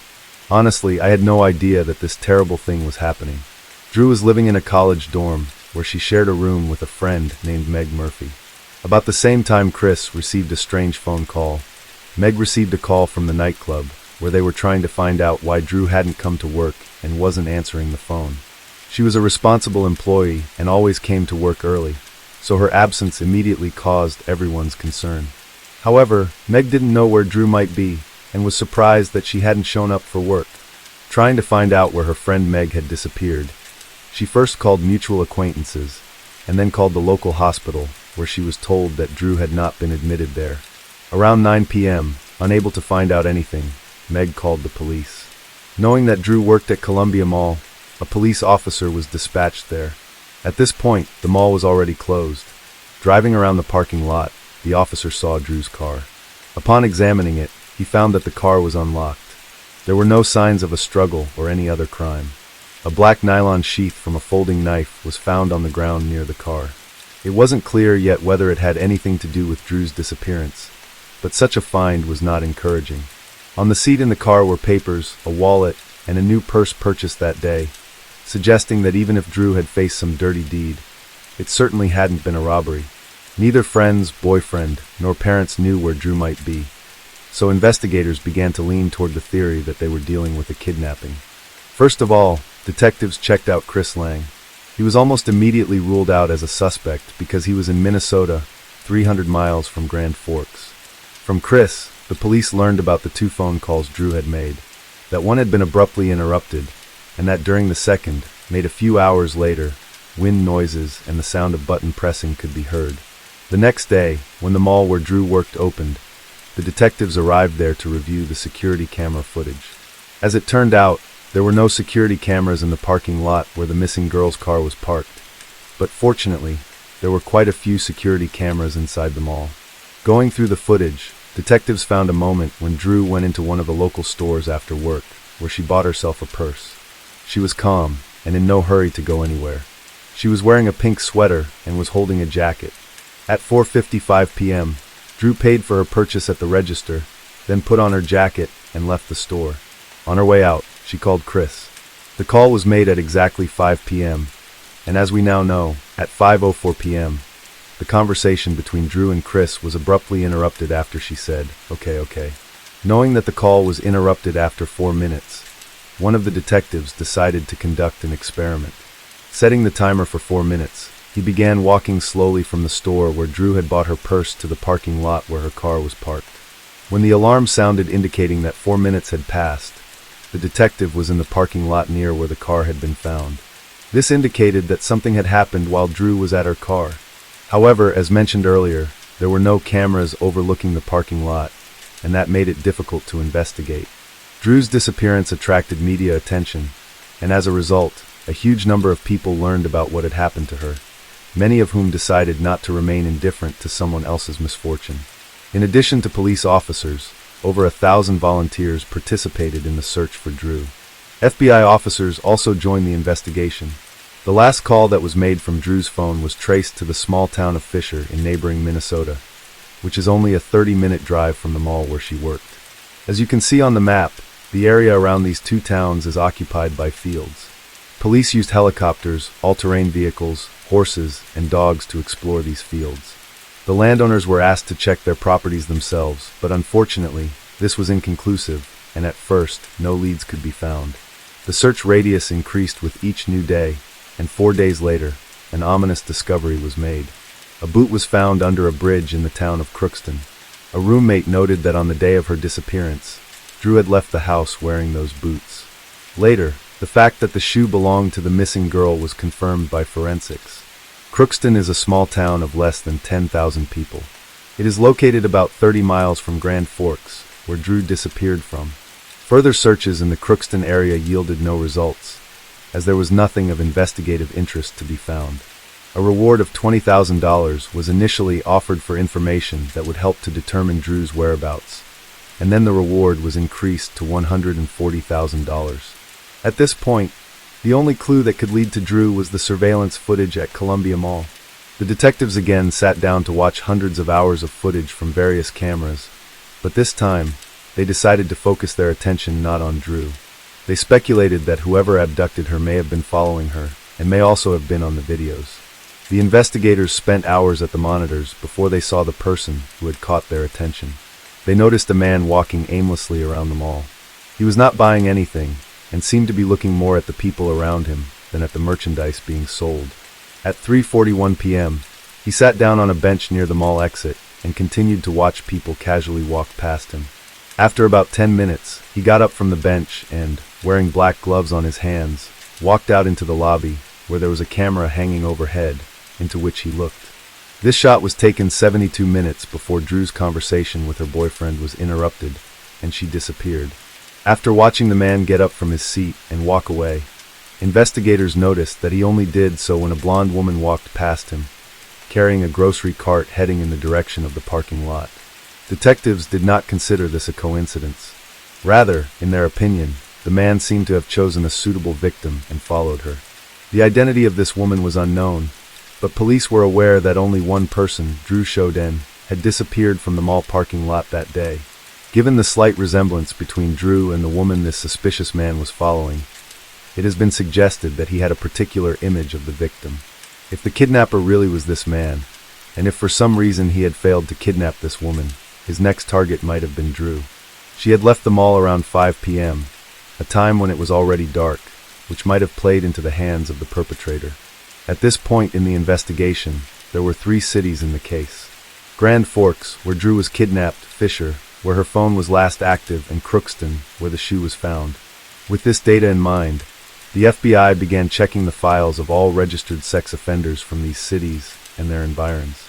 Comparing the photos from the files with the image of the suspicious man from the mall, there was only one man who matched all the parameters, and that was Alfonso Rodriguez Jr., who had an extensive criminal history of repeated crimes against women.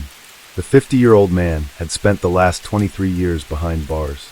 Rodriguez was the second oldest of 5 children born in Laredo, Texas in February 1953 to migrant workers Dolores and Alfonso Rodriguez Sr. Alfonso Rodriguez Jr. claimed to have had an unhappy childhood, describing his home life as unpleasant because his parents were highly critical of him and unreasonable in their demands. His family moved from state to state for 15 years until they finally settled in Crookston in 1963. Rodriguez became increasingly isolated while growing up, which was further compounded by language barriers. His preferred language was Spanish, and he struggled with English, which made school especially challenging. He eventually dropped out of school during the 9th grade and began working as a laborer at the American Crystal Sugar Company plant in Crookston. Rodriguez claimed that he was molested by older women during his youth, which he said was the source of his hostile feelings against women. In October 1974, at the age of 21, he asked a woman for a ride home, but instead directed her to the driveway in Crookston, where he grabbed her by the throat and tried to force her to please him. The next month, he approached another woman who was sitting in a truck outside of a Crookston movie theater. He threatened her with a knife and ordered her to a secluded spot in the countryside, where he forced her to have intercourse with him. Then, in 1979, he tried to kidnap a 69-year-old high school English teacher while she was out walking one night in Crookston. The woman fought back as Rodriguez tried to force her into his car. In a fit of anger, he stabbed her with a knife in her elbow and abdomen, yet she managed to break free and run to safety. The woman, who was artistically talented, was able to draw a composite sketch of Rodriguez that closely resembled him and led to his capture. He was convicted of attempted kidnapping and aggravated assault, and sent to prison for 23 years until his release in May 2003. He had been released from prison 6 months before Drew disappeared, and was registered as a sex offender of the highest 3rd degree, which meant that his risk of reoffending was as high as possible. Before his release from prison, Rodriguez's family voiced their concerns to Minnesota Department of Corrections officials. Even his family feared that he was going back to his old ways, but despite their fears, Alfonso was released because he had served his entire sentence. After his release, Rodriguez lived with his mother in Crookston, just a couple of miles from the bridge where, it should be recalled, Drew's shoe had been found, which was another factor not in his favor.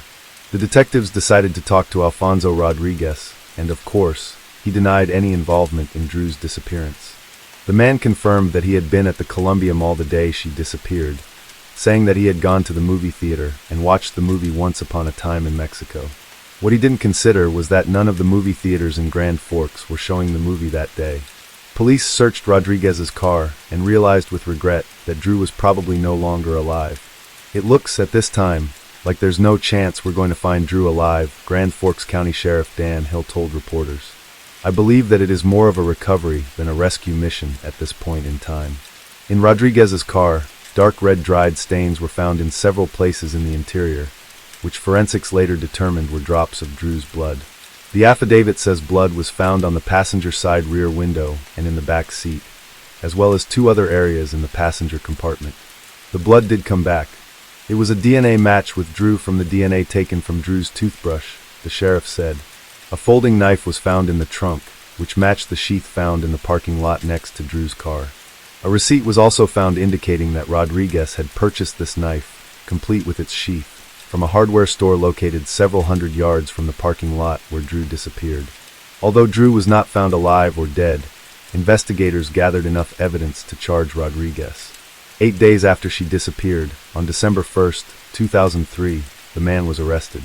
Rodriguez, who was imprisoned in a Grand Forks jail, claimed that he was not involved in Drew's disappearance and refused to speak to law enforcement officials or provide information as to her whereabouts, despite the evidence against him. During a brief bond hearing several days earlier, bail for Rodriguez's release was set at a staggering $5 million. While he remained silent in custody, the search for Drew continued unabated and focused around these 3 towns. The work of the searchers was made more difficult by the snow that covered the area abundantly. In an unprecedented move, the governors of North Dakota and Minnesota pledged during a December 9th press conference to aid in the search for Drew by employing several hundred members of the National Guard and other state employees. North Dakota Governor John Hoeven said that Drew's disappearance was something that has touched every North Dakotan. Minnesota Governor Tim Polleny told reporters that he was very proud of the cooperation and the collaboration that's been exhibited by members of the community and police officials.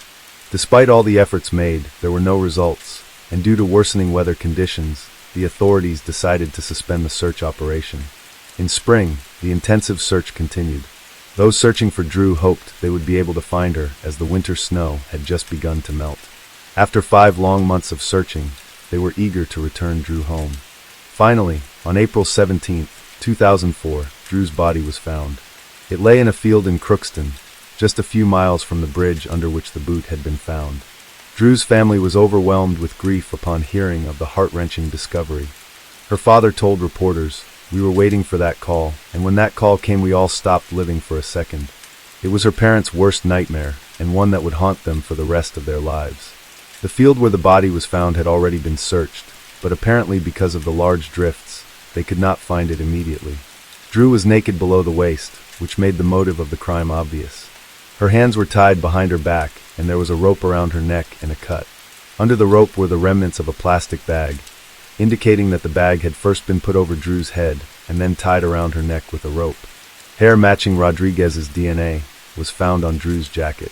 Before she died, the young woman had been brutally beaten and stabbed repeatedly. The medical examiner listed 3 possible causes of her death. It was either the cut on her neck, suffocation, or the third possible cause, which was hypothermia. On April 24, 2004, after many months without a word, Drew's family was able to say goodbye to her. About 1,500 people attended the mourning ceremony. North Dakota, where Drew was kidnapped, abolished the death penalty back in 1975. Minnesota, where the body was found, did not use the death penalty as a punishment either. However, because Drew had been transported across state lines, the crime was considered a federal crime, and therefore the prosecutor's office had the right to seek the death penalty for Rodriguez. On August 30, 2006, Alfonso Rodriguez Jr. was convicted in the Drew Sheldon case. The jury recommended that he be sentenced to death. On February 8, 2007, Judge Ralph Erickson, during the hearing, told the unconfessing Rodriguez that his senseless and violent actions caused the jury in the court to make a difficult decision. Alfonso Rodriguez Jr. became the first person sentenced to death in the state of North Dakota in nearly a century. After 6 years on death row, on June 28, 2013, Rodriguez confessed that he was the one who kidnapped and took Drew's life. However, the story doesn't end there. Ralph Erickson, who had previously been the district judge who sentenced Rodriguez to death, became a U.S. Court of Appeals judge, and it was he who in 2021 overturned his own conviction of Rodriguez and ordered a new sentencing phase. Rodriguez's guilt is not in doubt and has been confirmed by various types of DNA testing. In this case, it is the death penalty that is at issue. Erickson overturned the death sentence, citing, among other things, the failure of defense attorneys to properly examine Rodriguez's mental health and the testimony of forensic expert Michael McGee, which the judge himself said misled him. This is the expert's testimony, which stated at the time that Rodriguez violated Drew's sexual integrity within 24 to 36 hours of the abduction. The fact is that there was no direct evidence to support this, such as Rodriguez's seminal fluid on Drew's body. According to the judge, the expert gave his opinion, but it was not supported by the facts, which misled the judge and influenced his verdict. Still, in reversing the death sentence, Erickson noted that even without the presence of Rodriguez's seminal fluid, the circumstances in which Drew's body was found, naked below the waist with her hands tied behind her back, were indicative of a sexually motivated crime. Judge Erickson said that the failure to examine Rodriguez's mental health, both generally and at the time of his crime, was a violation of his constitutional rights. After Rodriguez's death sentence was overturned, the federal prosecutor's office issued a statement saying they would seek the death penalty for him again. However, 2 years later, in 2023, the prosecutors abandoned those plans and accepted that Alfonso Rodriguez's death sentence was commuted to life imprisonment without the possibility of parole. A statement to that effect was issued, which said, "The United States of America, by Mac Schneider, United States Attorney for the District of North Dakota, hereby withdraws the notice of intent to seek a sentence of death against defendant Alfonso Rodriguez Jr., filed on October 28, 2004, Schneider wrote in a March 14 court filing. The United States no longer intends to seek the death penalty in this case. My thoughts today are with Drew Chodon's family, particularly her parents, Linda Walker and Alan Chodon, said Schneider. They are genuinely good people and loving parents who, in the wake of an unimaginable loss, have worked closely with our office for nearly 20 years. We continue to wish them the greatest measure of peace possible. I also want to commend the trial team, including former United States Attorney Drew Wrigley, as well as our office's appellate attorneys and support staff. Over the last 2 decades, they have continuously upheld the high standards of the Department of Justice through their work on this tragic case. As a result of their efforts, Mr. Rodriguez is and will remain a convicted murderer. The directive to withdraw the death notice has changed how the United States Attorney's Office will proceed with this case. What will not change is that Mr. Rodriguez will draw his last breath in a federal prison. This case led to changes in sex offender registration laws. On July 27, 2006, President George Bush signed the Adam Walsh Child Protection and Safety Act, which included Drew's Law. Drew's Law changed the name of the National Sex Offender Public Registry to the Drew Chodon National Sex Offender Public website, which provides information to the public on the whereabouts of registered sex offenders, regardless of state, territory, or tribal boundaries. On June 22, 2013, news broke that Alfonso Rodriguez had been transferred from death row prison in Terre Haute, Indiana, to Coleman II, a high-security penitentiary in Sumterville, Florida. This is where it looks like he will spend his last days.